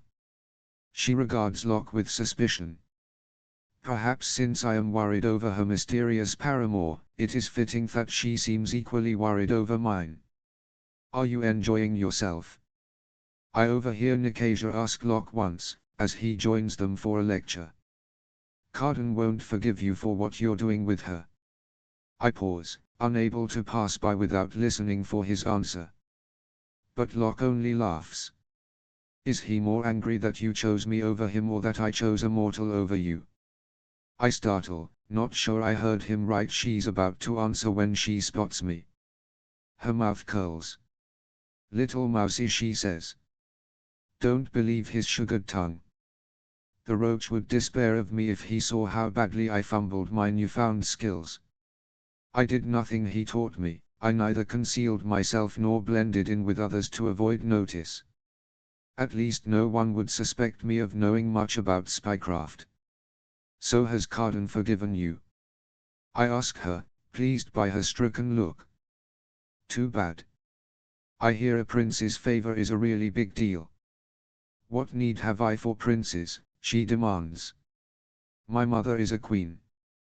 There's much I could say about her mother, Queen Ola, who is planning a poisoning, but I bite my tongue.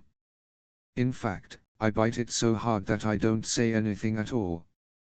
I just walk to where Tarin is sitting, a small, satisfied smile on my face. More weeks pass, until the coronation is mere days away. I am so tired that I fall asleep whenever I put my head down. I even fall asleep in the tower during a demonstration of moth summoning. The susurration of their wings lulls me, I guess. It doesn't take much.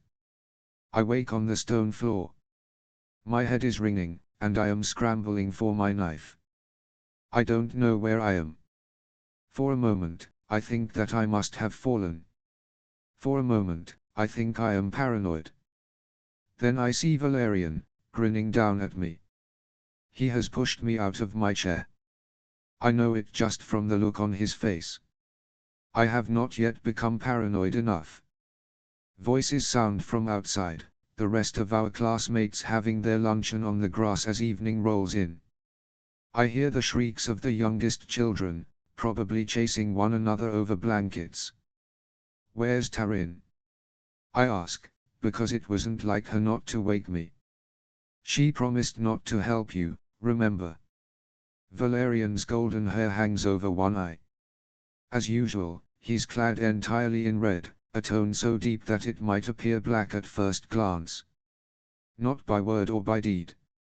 Of course. Stupid me to forget I was on my own. I push myself up, noticing a bruise on my calf as I do. I am not sure how long I was sleeping. I brush off my tunic and trousers. What do you want? I'm disappointed, he says slyly. You bragged about how you were going to best Carden, and yet you've done nothing, sulking after one little prank. My hand slides automatically to the hilt on my knife. Valerian lifts my necklace of rowan berries from his pocket and smirks at me. He must have cut it from my throat while I slept. I shudder at the thought that he was so close to me, that instead of slicing the necklace, he could have sliced skin. Now you will do what I say. I can practically smell the glamour in the air. He's weaving magic with his words. Call down to Carden. Tell him he's won. Then jump from the tower. After all, being born mortal is like being born already dead. The violence of it, the awful finality of his command, is shocking. A few months ago, I would have done it. I would have said the words, I would have leapt. If I hadn't made that bargain with Dane, I would be dead. Valerian may have been planning my murder since the day he choked me. I remember the light in his eyes then, the eagerness with which he watched me gasp. Tarin had warned me I was going to get myself killed, and I bragged that I was ready for it, but I am not. I think I'll take the stairs, I tell Valerian, hoping I don't seem half as shaken as I am. Then, acting as though everything is normal, I go to move past for a moment. He just looks confused, but his confusion quickly morphs into rage. He blocks my escape, moving in front of the steps. I commanded you. Why don't you obey me? Looking him dead in the eye, I force myself to smile. You had the advantage of me twice, and twice you gave it away. Good luck getting it again. He's sputtering, furious. You're nothing. The human species pretends it is so resilient. Mortal lives are one long game of make-believe. If you couldn't lie to yourselves, you'd cut your own throats to end your misery. I am struck by the word species, by the idea that he thinks I am something entirely else, like an ant or a dog or a deer. I am not sure he's wrong, but I don't like the thought. I don't feel particularly miserable right at the moment. I can't show him I'm afraid. His mouth curls. What happiness do you have? Rotting and breeding. You'd go mad if you accepted the truth of what you are. You are nothing. You barely exist at all. Your only purpose is to create more of your kind before you die some pointless and agonizing death.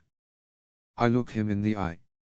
And he seems taken aback, although the sneer doesn't leave his face. Yeah, sure. I am going to die. And I am a big liar, so what? He pushes me against the wall, hard. So you lose. Admit that you lost. I too shrug him off, but he grabs for my throat, fingers pressing hard enough to cut off my airflow. I could kill you right now, he says. And you would be forgotten. It would be as though you'd never been born. There is no doubt in my mind that he means it, no doubt at all. Gasping, I pull the knife from my little pocket and stab him in the side. Right between his ribs. If my knife had been longer, I would have punctured his lung. His eyes go wide with shock. His grip on me loosens. I know what Murdoch would say, to push the blade higher. Go for an artery. Go for his heart. But if I manage it, I will have murdered one of the favored sons of Fairy. I cannot even guess my punishment. You're no killer. I balk and pull the knife free, running out of the room. I shove the bloody blade into my pocket. My boots clatter on the stone as I head for the stairs. Looking back, I see him on his knees, pressing a hand to his side to stanch the blood. He lets out a hiss of pain that makes me recall my knife is cold iron. Cold iron hurts fairies a lot. I could not be gladder of carrying it. I round the corner and nearly run down Taryn. Jude, she exclaims. What happened? Come on, I tell her, dragging her toward the other students. There's blood on my knuckles, blood on my fingers, but not much. I rub it off on my tunic. What did he do to you? Taryn cries as I hustle her along. I tell myself that I don't mind that she left me. It wasn't her job to stick out her neck, especially when she made it abundantly clear she didn't want any pan of this fight. Is there a treacherous part of me that's pissed off and sad that she didn't kick me awake and damn the consequences? Sure. But even I didn't guess how far Valerian would go or how fast he'd get there. We're crossing the lawn when Carden veers in our direction. He's wearing loose clothes and carrying a practice sword. His eyes narrow at the blood, and he points the wooden stick at me. You seem to have cut yourself. I wonder if he's surprised that I'm alive. I wonder if he watched the tower the whole time during his luncheon, waiting for the amusing spectacle of me jumping to my death. I take the knife out from under my tunic and show it to him, stained a flinty red. I smile. I could cut you, too. Jude. Taryn says. She's clearly shocked by my behavior. She should be. My behavior is shocking. Oh, go already, Carden tells her, waving her off with one hand. Stop boring us both. Taryn takes a step back. I'm surprised, too. Is this part of the game? Are your dirty blade and even dirtier habits supposed to mean something? His words are airy, drawling. He is looking at me as though I'm being uncouth by pointing a weapon at him, even though he's the one with the minion who assaulted me. Twice. He's looking at me as though we're going to share some kind of witty repartee, but I am not sure what to say. Is he really not worried about what I might have done to Valerian? Could he possibly not know Valerian attacked me? Taryn spots Locke and takes off toward him, hurrying across the field. They converse for a moment, then Taryn departs. Carden notices my noticing. He sniffs, as though the very smell of me offends him. Locke starts toward us, all loose limbs and shining eyes. He gives me a wave. For a moment, I feel almost safe. I am immensely grateful to Tarin, for sending him over. I am immensely grateful to Locke, for coming. You think I don't deserve him, I say to Carden. He smiles slowly, like the moon slipping beneath the waves of the lake. Oh no, I think you're perfect for each other.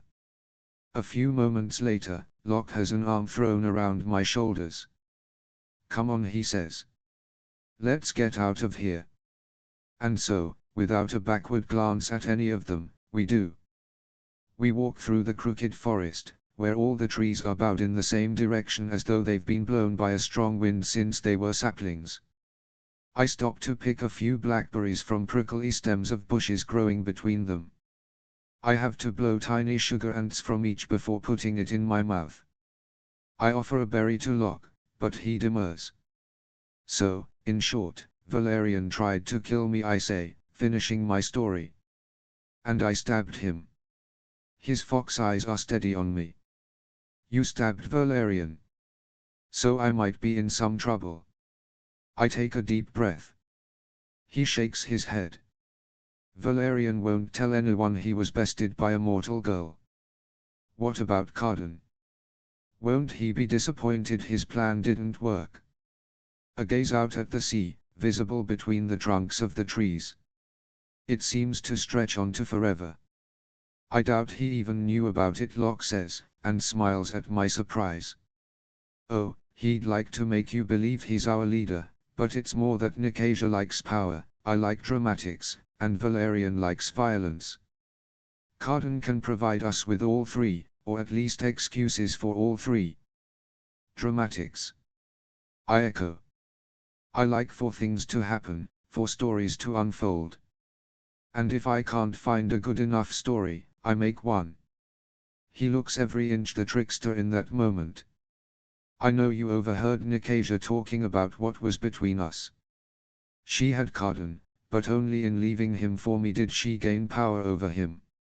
I ponder that for a moment, and while I do, I realize we're not taking our usual path to Madoc's grounds. Locke has been leading me another way.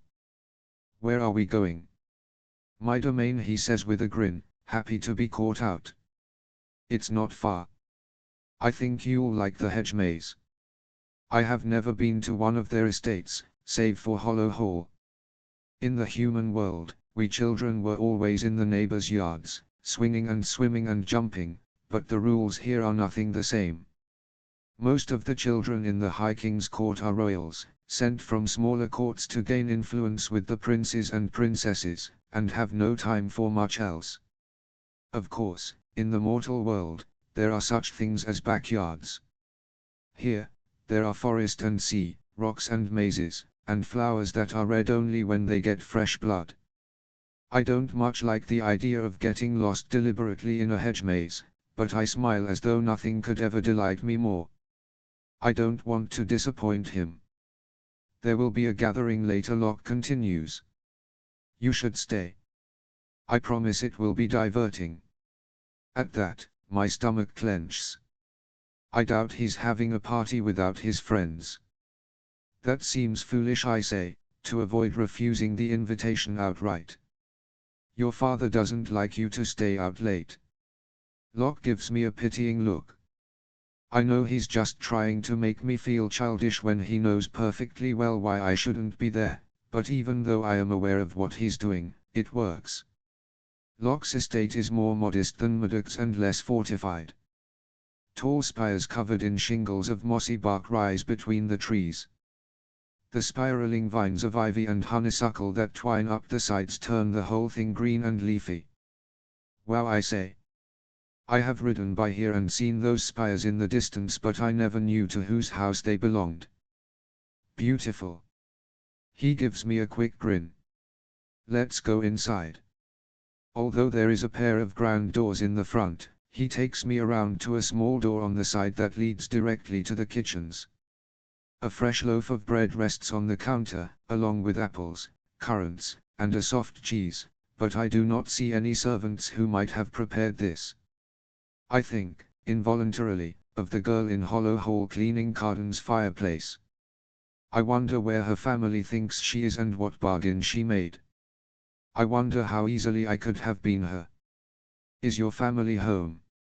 I ask, pushing that thought away. I have none, he tells me. My father was too wild for the court. He liked the deep, feral woods far better than my mother's intrigues. He left, and then she died. Now it's just me. That's terrible, I say. And lonely. He shakes off my words. I've heard the story of your parents. A tragedy suitable for a ballad. It was a long time ago. The last thing I want to talk about is Murdoch and murder. What happened to your mother? He makes a dismissive gesture in the air. She got involved with the High King. In this court, that's enough. There was a child, his child, I suppose, and someone didn't want it born. Blush a mushroom. Although he began his speech airily, it doesn't end that way. Blush a mushroom. I think of the letter I found in Balakin's house from Queen Orla. I try to convince myself that the note could not have referred to the poisoning of Locke's mother, that Balakin had no motive when Dane was already the High King's chosen heir. But no matter how I try to convince myself, I cannot stop thinking about the possibility, of the horror, of Nikasia's mother having had a hand in Locke's mother's death. I shouldn't have asked, that was rude of me. We are children of tragedy. He shakes his head and then smiles. This is not how I meant to begin. I meant to give you wine and fruit and cheese. I meant to tell you how your hair is as beautiful as curling wood smoke, your eyes the exact color of walnuts. I thought I could compose an ode about it, but I am not very good at odes. I laugh, and he covers his heart as though stung by cruelty. Before I show you the maze, let me show you something else. What's that? I ask, curious. He takes my hand. Come, he says, prankish, leading me through the house. We come to spiraling stairs. Up we go, up and up and up. I feel dizzy. There are no doors and no landings. Just stone and steps and my heart beating loud in my chest. Just his slanted smiles and amber eyes. I try not to stumble or slip as I climb. I try not to slow down, no matter how light-headed I feel. I think of Valerian. Jump from the tower. I keep climbing, taking shallow breaths. You are nothing. You barely exist at all. When we get to the top, there's a small door half our height. I lean against the wall, waiting for my balance to return, and watch Locke turn the elaborate silver knob. He ducks as he goes in. I steel myself, push off the wall, and follow. And gasp. We're on a balcony at the very top of the tallest tower, one higher than the tree line. From here, lit by starlight, I can see the maze below and the folly in the center. I can see the above-ground parts of the palace of Elfheim and Murdoch's estate and Balakin's hollow hall. I can see the sea that encircles the island and beyond it, the bright lights of human cities and towns through the ever-present mist. I have never looked directly from our world into theirs. Locke puts his hand against my back, between my shoulder blades. At night, the human world looks as though it's full of fallen stars. I lean into his touch, pushing away the awfulness of the climb, trying not to stand too close to the edge. Have you ever been there? He nods. My mother took me when I was a child. She said our world would grow stagnant without yours. I want to tell him that it's not mine, that I barely understand it, but I get what he's trying to say, and the correction would make it seem as though I didn't. His mother's sentiment is kind, certainly kinder than most views of the mortal world. She must have been kind herself. He turns me toward him and then slowly brings his lips to mine. They are soft, and his breath is warm. I feel as distant from my body as the lights of the faraway city. My hand reaches for the railing. I grip it hard as his arm goes around my waist, to ground myself in what's happening, to convince myself that I am here and that this moment, high above everything, is real. He draws back. You really are beautiful, he says. I am never so glad to know they cannot lie. This is incredible, I say, looking down. Everything looks so small, like on a strategy board. He laughs, as though I cannot possibly be serious. I take it you spend a lot of time in your father's study. Enough, I say. Enough to know what my odds are against Cardan. Against Valerian and Nicasia. Against you. He takes my hand. Cardan is a fool. The rest of us don't matter. His smile turns slanted. But maybe this is part of your plan, persuade me to take you to the very heart of my stronghold. Maybe you're about to reveal your evil scheme and bend me to your will. Just so you know, I don't think it will be very hard to bend me to your will. I laugh despite myself. You're nothing like them. Aren't I? He asks. I give him a long look. I don't know. Are you going to order me off this balcony? His eyebrows go up. Of course not. Well then, you're not like them, I say, poking him hard in the center of his chest. My hand flattens, almost unconsciously, letting the warmth of him seep up through my palm. I hadn't realized how cold I'd become, standing in the wind. You're not the way they said you would be, he says, bending toward me. He kisses me again. I don't want to think about the things they must have said, not now. I want his mouth on mine, blotting out everything else. It takes us a long time to wend our way back down the stairs. My hands are in his hair. His mouth is on my neck. My back is against the ancient stone wall. Everything is slow and perfect and makes no sense at all. This can't be my life. This feels nothing like my life. We sit at the long, empty banquet table and eat cheese and bread. We drink pale green wine that tastes of herbs out of massive goblets that Locke finds in the back of a cabinet. They are so thick with dust he has to wash them twice before we can use them. When we're done, he presses me back against the table, lifting me so that I am seated on it, so that our bodies are pressed together. It's exhilarating and terrifying, like so much of fairy. I am not sure I am very good at kissing. My mouth is clumsy. I am shy. I want to pull him closer and push him away at the same time. Fairies do not have a lot of taboos around modesty, but I do. I am afraid that my mortal body stinks of sweat, of decay, of fear. I am not sure where to put my hands, how hard to grab, how deep to sink my nails into his shoulders. And while I know what comes after kissing, while I know what it means to have his hands slide up over my bruised calf to my thigh, I have no idea how to hide my inexperience. He pulls back to look at me, and I to keep the panic out of my eyes. Stay tonight, he murmurs. For a moment, I think he means with him, like with him, and my heart speeds with some combination of desire and dread. Then, abruptly, I remember there's going to be a party, that's what he's asking me to stay for. Those unseen servants, wherever they are, must be preparing the estate. Soon Valerian, my would-be murderer, might be dancing in the garden. Well, maybe not dancing. He'll probably be leaning against a wall stiffly, with a drink in his hand, bandages around his ribs, and a new plan to murder me in his heart.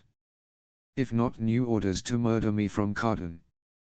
Your friends won't like it, I say, sliding off the table. They'll quickly be too drunk to notice. You can't spend your life locked up in Murdoch's glorified barracks. He gives me a smile that is clearly meant to charm me. It kind of works. I think about Dane's offer to give me a love mark on my brow and wonder idly if Locke might have one, because, despite everything, I am tempted. I don't have the right clothes, I say, gesturing to the tunic I have on, stained with Valerian's blood. He looks me up and down longer than an inspection of my garments requires. I can find you a gown. I can find you anything you'd like. You asked me about Cardan, Valerian, and Nicasia. Come see them outside of school, come see them be foolish and drunk and debased. See their vulnerabilities, the cracks in their armor. You've got to know them to beat them, right? I don't say you'll like them any better, but you don't need to like them. I like you, I tell him. I like playing pretend with you. Pretend, he echoes, as though he's not sure if I'm insulting him. Of course I say, going to the windows of the hall and looking out. Moonlight streams onto the leafy entrance to the maze. Torches are burning nearby, the flames flickering and wavering in the wind. Of course we're pretending. We don't belong together, but it's fun anyway. He gives me an evaluating, conspiratorial look. Then let's keep doing it. Okay, I say helplessly. I'll stay. I'll go to your party. I have had little fun in my life so far. The promise of more is difficult to resist. He leads me through several rooms until we come to double doors. For a moment, he hesitates, glancing back at me. Then he pushes them open, and we're in an enormous bedroom. A thick, oppressive layer of dust blankets everything. There are footprints, 2 sets. He's come in here before, but not many times. The dresses in the closet were my mother's. Borrow whatever you like, he says, taking my hand. Looking around this untouched room at the heart of the house, I understand the grief that made him lock it up for so long. I am glad to be let in. If I had a room full of my mother's things, I do not know if I would let anyone inside. I don't even know if I would brave it myself. He opens one of the closets. Much of the clothing is moth-eaten, but I can see what they once were. A skirt with a beaded pattern of pomegranates, another that pulls up, like a curtain, to show a stage with jeweled mechanical puppets underneath. There is even one stitched with the silhouette of dancing fawns as tall as the skirt itself. I've admired Oriana's dresses for their elegance and opulence, but these awaken in me a hunger for a dress that's riotous. They make me wish I'd seen Locke's mother in one of her gowns. They make me think she must have liked to laugh. I don't think I've ever seen a dress like any of these, I tell him. You really want me to wear one? He brushes a hand over a sleeve. I guess they're a bit rotted. No, I say. I like them. The one with the fawns is the least damaged. I dust it off and tug it on behind an old screen. I struggle, because it's the son of dress that's difficult to put on without Tatterfell's help. I have no idea how to arrange my hair any differently, so I leave it as is, braided in a crown around my head. I wipe off a silver mirror with my hand and see myself dressed in a dead fairy's clothes. A shudder goes through me. Suddenly, I do not know why I am here in this place. I am not sure of Locke's intentions. When he tries to drape me in his mother's jewels, I refuse them. Let's go out to the garden, I say. I no longer want to be in this empty, echoing room.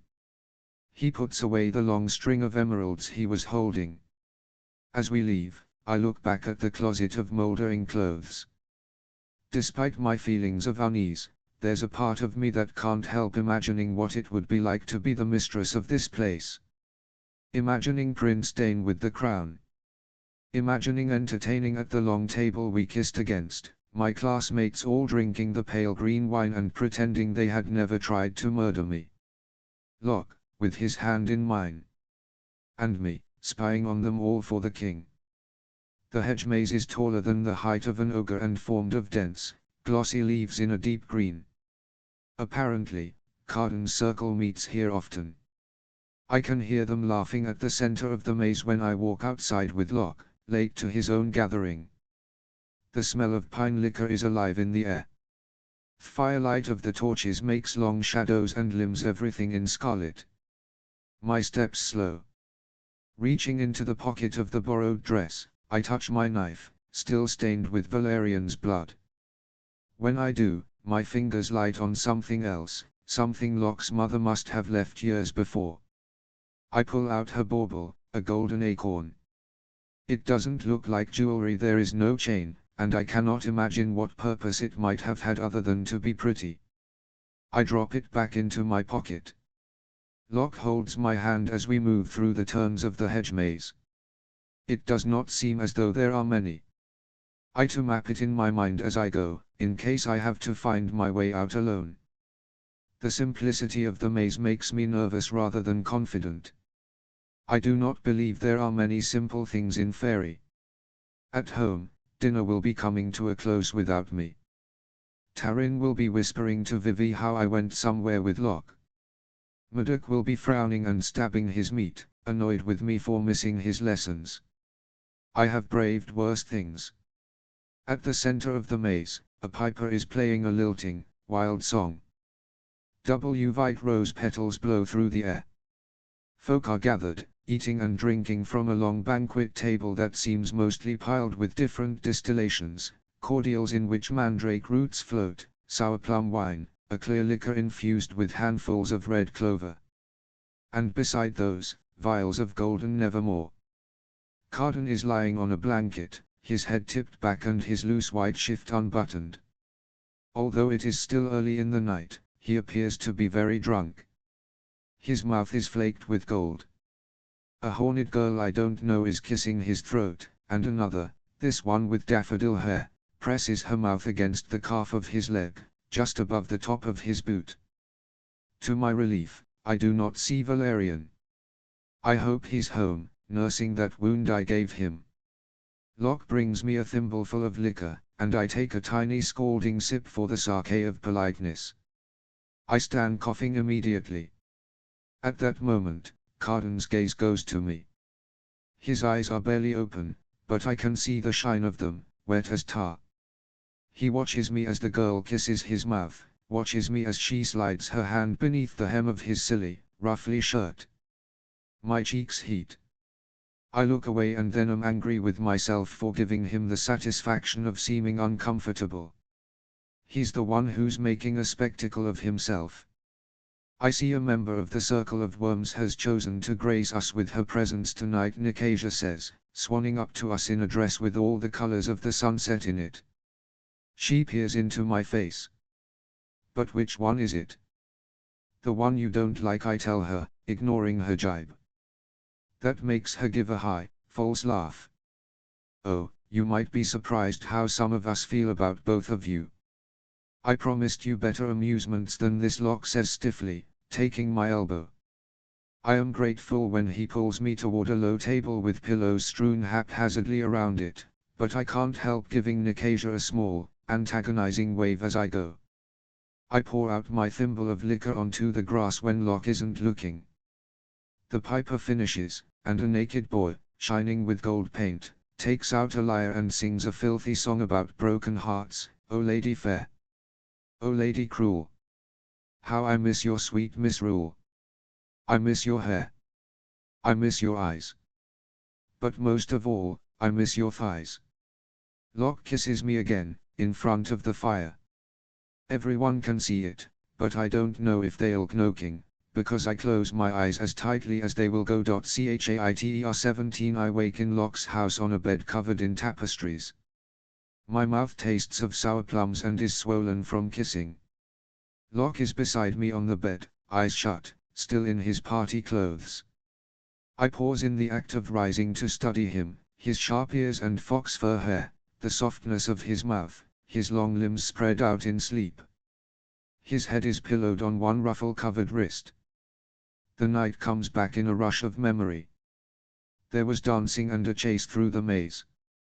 I remember falling on my hands in the dirt and laughing, totally unlike myself. Indeed, when I look down at the borrowed ball gown I slept in, there are grass stains on it. Not that I'd be the first to green gown her. Prince Carden watched me all night, a shark restlessly circling, waiting for the right moment to bite. Even now I can conjure the memory of the scorched black of his eyes.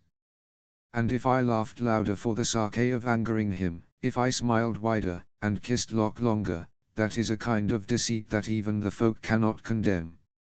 Now, however, the night feels like one long, impossible dream.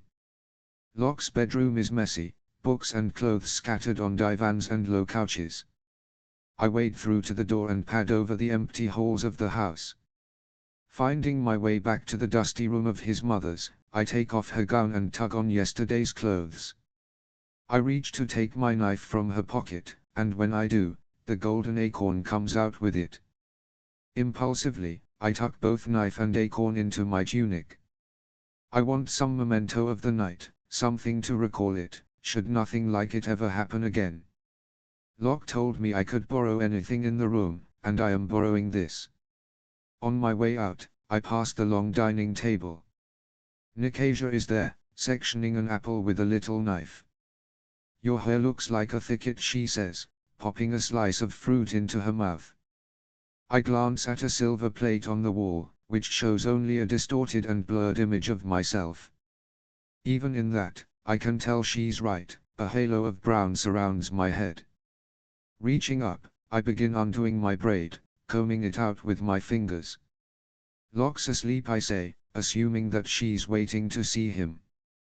I expect to feel as though I have something over her, being the one that came from his bedroom, but what I actually feel is a little bit of panic. I don't know how to do this. I don't know how to wake up in a boy's house and talk to the girl with whom he had a relationship. That she's also a girl who probably wants me dead is, oddly, the only part of this that feels at all normal.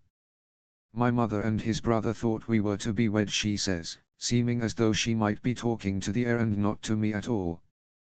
"It was going to be a useful alliance." "With Locke?"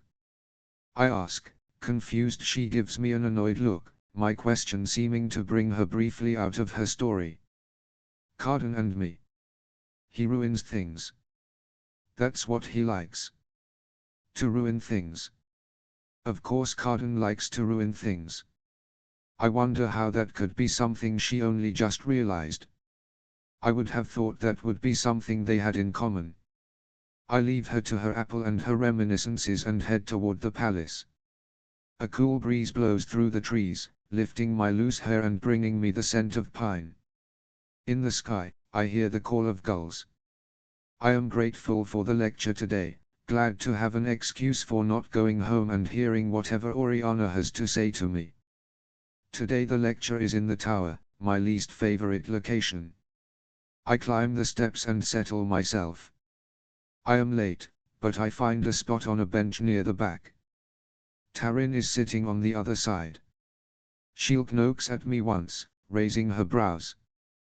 Carden is beside her, dressed in green velvet, with golden stitching picking out thorns tipped in blue thread. He lounges in his seat, long fingers tapping restlessly against the wood of the bench beside him.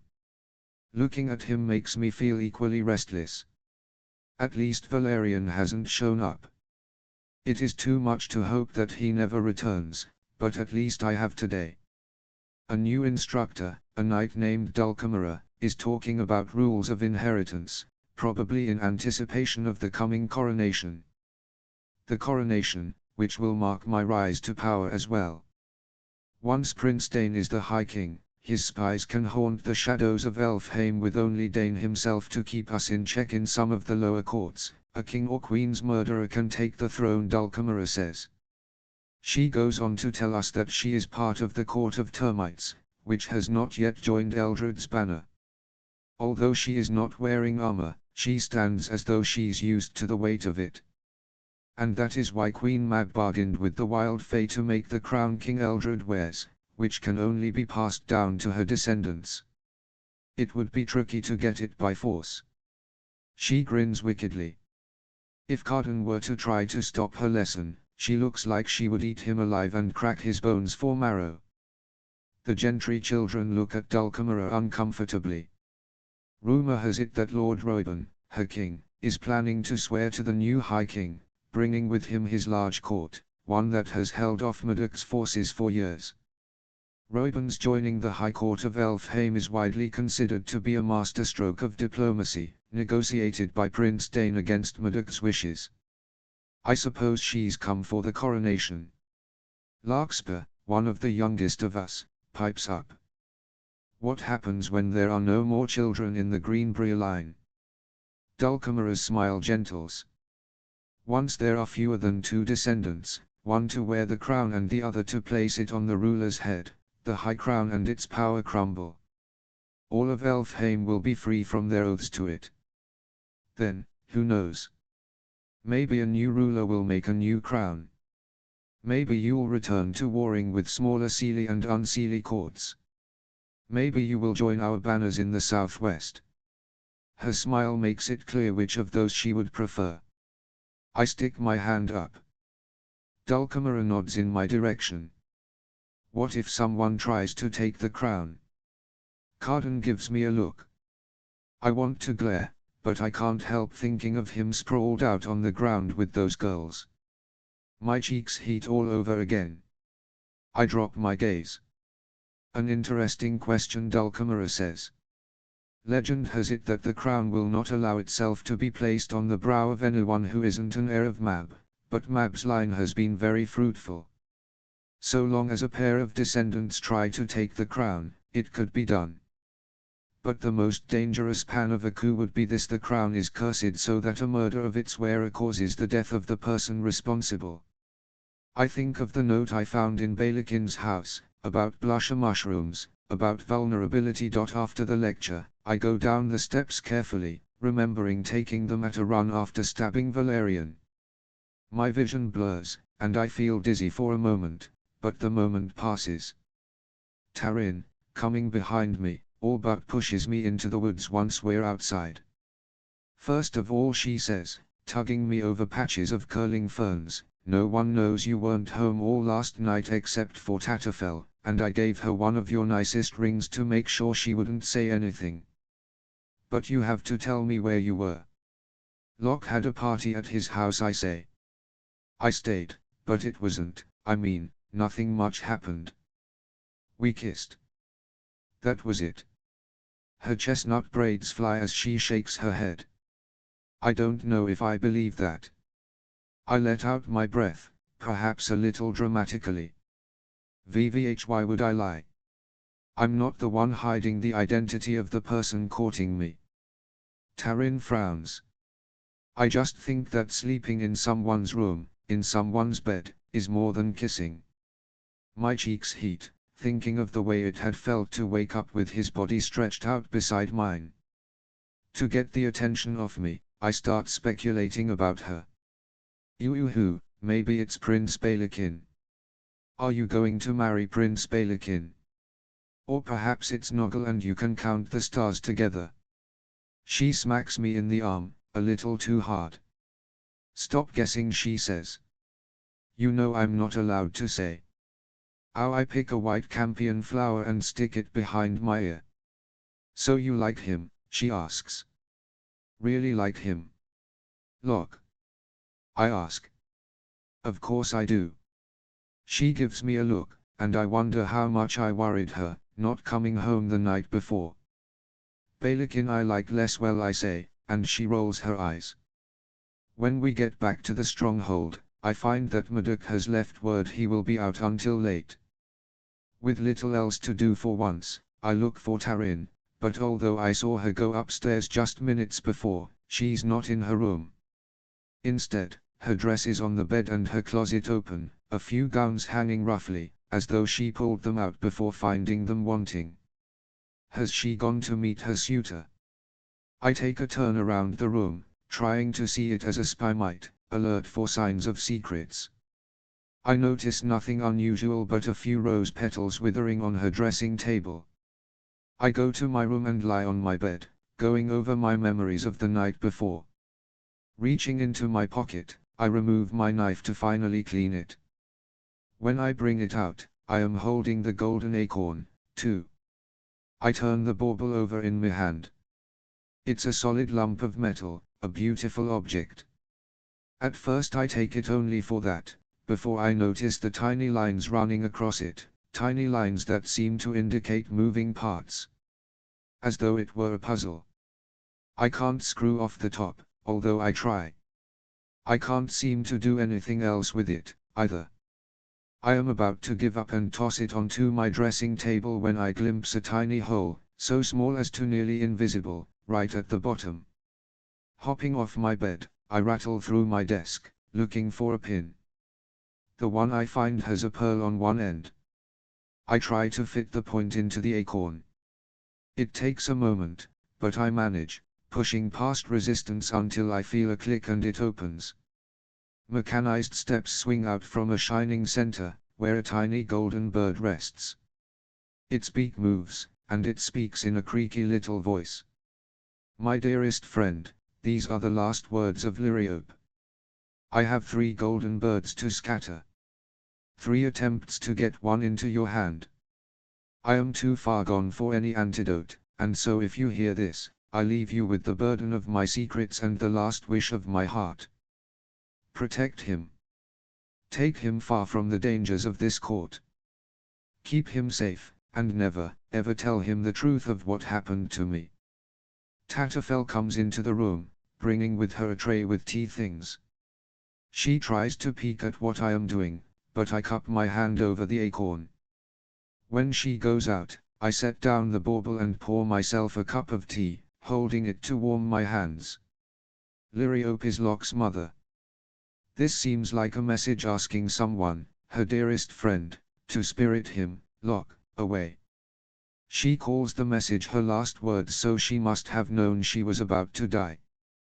Perhaps the acorns were to be sent to Locke's father, in the hopes Locke might spend the rest of his life exploring wild places with him rather than be caught up in intrigues. But since Locke is still here, it seems as if none of the 3 acorns were found. Maybe none of them even left her bower. I should give it to him, let him decide for himself what to do with it. But all I keep thinking about is the note on Balakin's desk, the note that seemed to implicate Balakin in Liriope's murder. Should I tell Locke everything? I know the provenance of the blusher mushroom that you ask after, but what you do with it must not be tied to me. I turn the words over in my mind the way I turned the acorn in my hand, and I feel the same seams. There's something odd about that sentence. I copy it out again on a piece of paper to be sure I remember it correctly. When I first read it, the note seemed to imply that Queen Orla had located our deadly poison for Balakin. But blusher mushrooms, while rare, grow wild, even on this island. I picked blusher mushrooms in the milkwood, beside the black-thorned bees, who build their hives high in the trees. An antidote can be made with their honey, I learned recently from all my reading. Blusher mushrooms aren't dangerous if you don't drink the red liquid. What if Queen Orla's note didn't mean that she'd found blusher mushrooms and she was going to give them to Balakin? What if by know the provenance Orla literally just meant that she knew where particular blusher mushrooms had come from? After all, she says what you do with and not what you do with them. She's cautioning him about what he's going to do with the knowledge, not the actual mushrooms. Which means he's not going to poison Dane. It also means that Balakin may have uncovered who'd caused Locke's mother's death, if he found out who had the blusher mushrooms that killed her. The answer could have been there, among the other papers that I, in my eagerness, had overlooked. I have to go back. I have to get back into the tower. Today, before the coronation is any closer. Because maybe Balakin isn't going to try to kill Dane at all and the Court of Shadows has the wrong idea. Or, if they have the right idea, he isn't going to do it with blusher mushrooms. Gulping down my tea, I find the servant garb in the back of my closet. I take down my hair and arrange it in an approximation of the rough braid that the girls in Balakin's house wore. I tuck my knife high on my thigh and shake out some of my silver box of salt into my pocket. Then I grab for my cloak, toe on my leather shoes, and am out the door, palms starting to sweat. I have learned a lot more since my first foray into Hollow Hall, enough to make me understand better the risks I was taking. That does nothing for my nerves. Given what I saw of him with Carden, I am not at all confident I could endure what Balakin would do to me if he caught me. Taking a deep breath, I remind myself not to get caught. That's what the roach says a spy's real job is. The information is secondary. The job is not to get caught. In the hall, I pass Oriana, She looks me up and down. I have to resist the urge to pull the cloak more tightly around myself. She is wearing a gown the color of unripe mulberries, and her hair is pulled slightly back. The very tips of her pointed ears are covered in shimmering crystal cuffs. I am a little envious of them.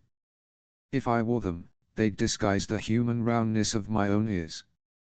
You came home very late last night, she says, annoyance pulling at her mouth. You missed dinner, and your father was expecting you to spar with. I'll do better, I say, then instantly regret the declaration because I am probably not going to be back for dinner tonight, either. Tomorrow. I'll start doing better tomorrow. Faithless creature, Oriana says, looking at me as though through the sheer intensity of her gaze she might ferret out my secrets. You're scheming. I am so tired of her suspicion, so very tired.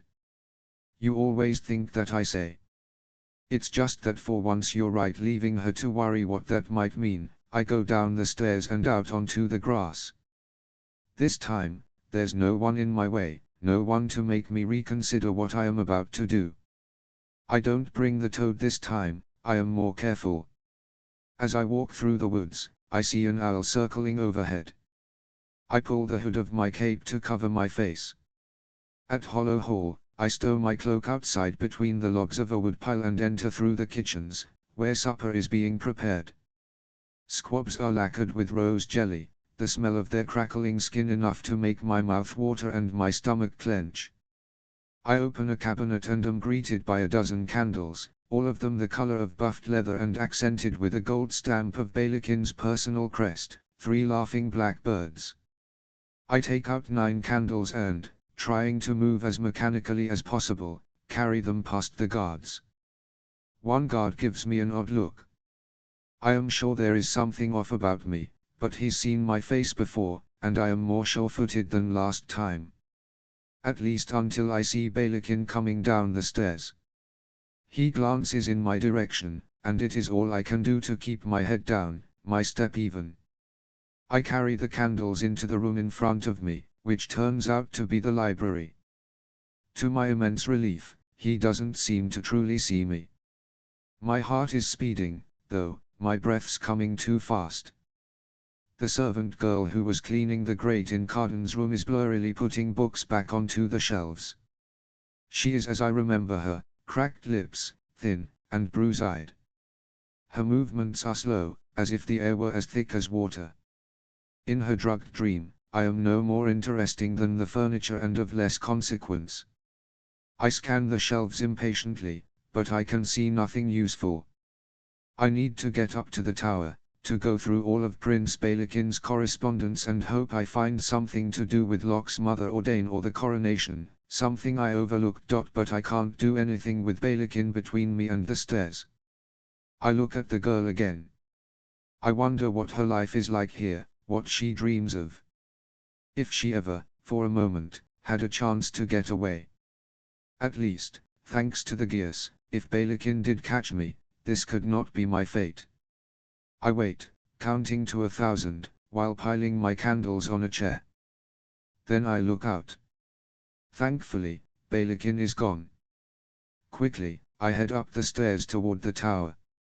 I hold my breath as I pass Carden's door, but luck is with me. It is shut tight. Then I am up the stairs and into Bailekin's study. I note the herbs in the jars around the room, herbs I see with new eyes. A few are poisonous, but most are just narcotic. Nowhere do I see blusher mushrooms. I go to his desk and wipe my hands against the rough cloth of my dress, trying to leave no trace of sweat, trying to memorize the pattern of papers. There are 2 letters from Murdoch, but they just seem to be about which knights will be at the coronation and in what pattern around the central dais. There are others that seem to be about assignations, about revels and parties and debauches. Nothing about blusher mushrooms, nothing about poisons at all. Nothing about liriope or murder. The only thing that seems even a little surprising is a bit of doggerel, a love poem in Prince Dane's hand, about a woman who remains unidentified, except by her sunrise hair and starlit eyes. Worse, nothing I can find tells me anything about a plan to move against Prince Dane. If Balakin is going to murder his brother, he's smart enough not to leave evidence lying around. Even the letter about the blusher mushroom is gone. I have risked coming to Hollow Hall for nothing. For a moment, I just stand there, trying to corral my thoughts. I need to leave without drawing attention to myself. A messenger. I will disguise myself as a messenger. Messages run in and out of estates all the time. I take a blank sheet of paper and scroll Murdoch on one side, then seal the other with wax. The sulfur of the match hangs in the air for a moment. As it dissipates, I descend the steps, faked message in hand. When I pass the library, I hesitate. The girl is still inside, mechanically lifting books from a pile and placing them on shelves. She will keep doing that until she's told to do something else, until she collapses, until she fades away, unremembered. As if she were nothing. I cannot leave her here. I don't have anything to go back to in the mortal world, but she might. And yes, it's a betrayal of Prince Dane's faith in me, a betrayal of Fairy itself. I know that. But all the same, I can't leave her. There is a kind of relief in realizing it. I walk into the library, setting down the note on a table. She does not turn, does not react at all. I reach into my pocket and cup a little salt in the center of my palm. I hold it out to her, the way I would if I were coaxing a horse with sugar. Eat this, I tell her in a low voice. She turns toward me, although her gaze doesn't focus. I'm not allowed, she says, voice rough with disuse. No salt. You're not supposed to. I clap my hand over her mouth, some of the salt tipping out onto the ground, the rest pressed against her lips. I am an idiot. An impulsive idiot. Locking my arm around her, I drag her deeper into the library. She's alternating between trying to shout and trying to bite me. She keeps scratching at my arms, her nails digging into my skin. I hold her there, against the wall, until she sags, until the fight goes out of her. I'm sorry, I whisper as I hold on. I'm winging it. I don't want to hurt you. I want to save you. Please, let me do this. Let me save you. Finally, she has been still long enough that I take a chance and pull my hand away. She's panting, breath's coming fast. She doesn't scream, though, which seems like a good sign. We're getting out of here, I tell her. You can trust me. She gives me a look of blank incomprehension. Just act like everything's normal. I pull her to her feet and realize the impossibility of what I'm asking. Her eyes are rolling in her head like a mad pony. I don't know how long we have until she completely loses it. Still, there is nothing for me to do but march her out of Hollow Hall as fast as I can. I stick my head into the main chamber. It's still empty, so I drag her from the library. She's looking around as though she's seeing the heavy wooden staircase and the gallery above for the first time. Then I remember I left my fake note on the table in the library. Hold on, I say. I have to go back, and she makes a plaintive sound and pulls against my grip. I drag her along with me anyway and grab the message. I crumple it up and stuff it into my pocket. It's useless now, when the guards could recall it and connect a servant girl's disappearance to the household of the person who stole her. What's your? The girl shakes her head. You must remember it, I insist. It's terrible that instead of being sympathetic, I am annoyed. Buck up, I think. Stop feeling your feelings. Let's go. Sophie, she says in a kind of sob. Tears are starting in her eyes. I feel worse and worse still for how cruel I am about to be. You're not allowed to cry, I tell her as harshly as I can, hoping my tone will scare her into listening. I try my best to sound like Murdoch, to sound as if I am used to having my commands obeyed. You must not cry.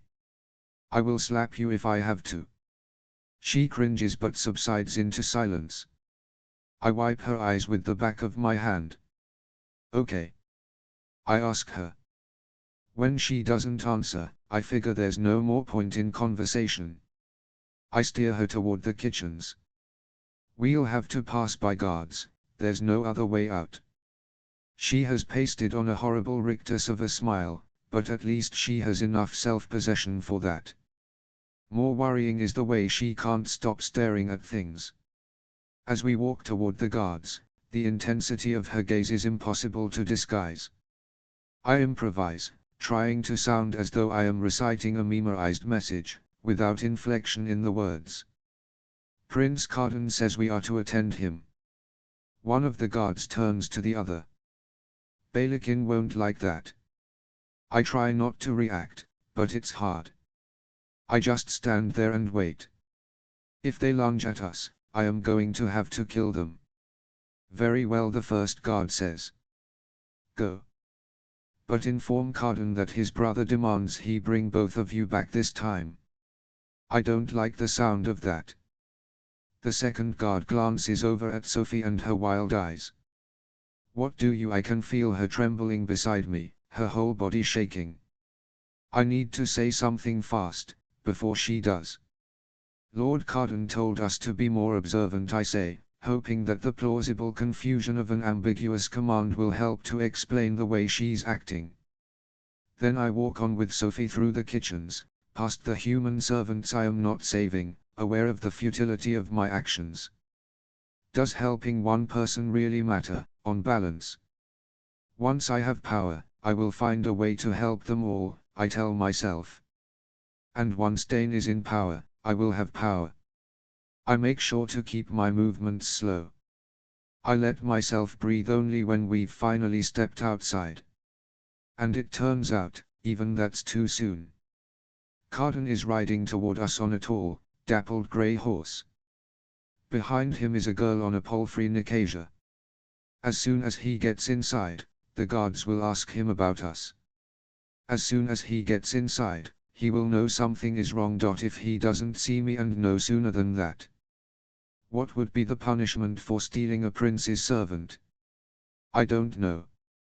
A curse perhaps, such as being turned into a raven and forced to fly north and live for 7 times 7 years in an ice palace, or worse, no curse at all.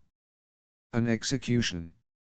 It takes everything I've got not to break and run.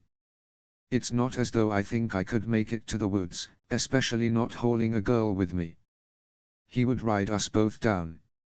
Stop staring, I hiss at Sophie, harsher than I mean to. Look at your feet. Stop scolding me, she says, but at least she's not crying. I keep my head down and, looping her arm through mine, walk toward the woods. Out of the corner of my eye, I see Carden swing down from his saddle, black hair blown by the wind. He looks in my direction and pauses for a moment. I suck in my breath and don't run. I can't run. There is no thundering of hoofbeats, no racing to catch and punish us. To my immense relief, he seems to see only 2 servants heading toward the forest, perhaps to gather or berries or something.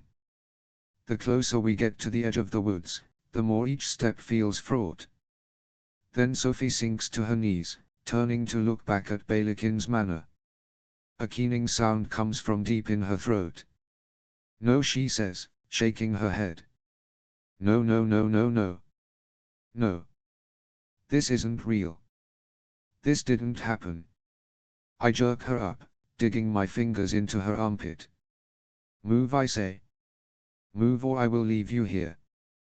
Do you understand me? I will leave you, and Prince Carden will find you and drag you back inside. Cheating a glance back, I see him. He's off his horse and leading it to the stables.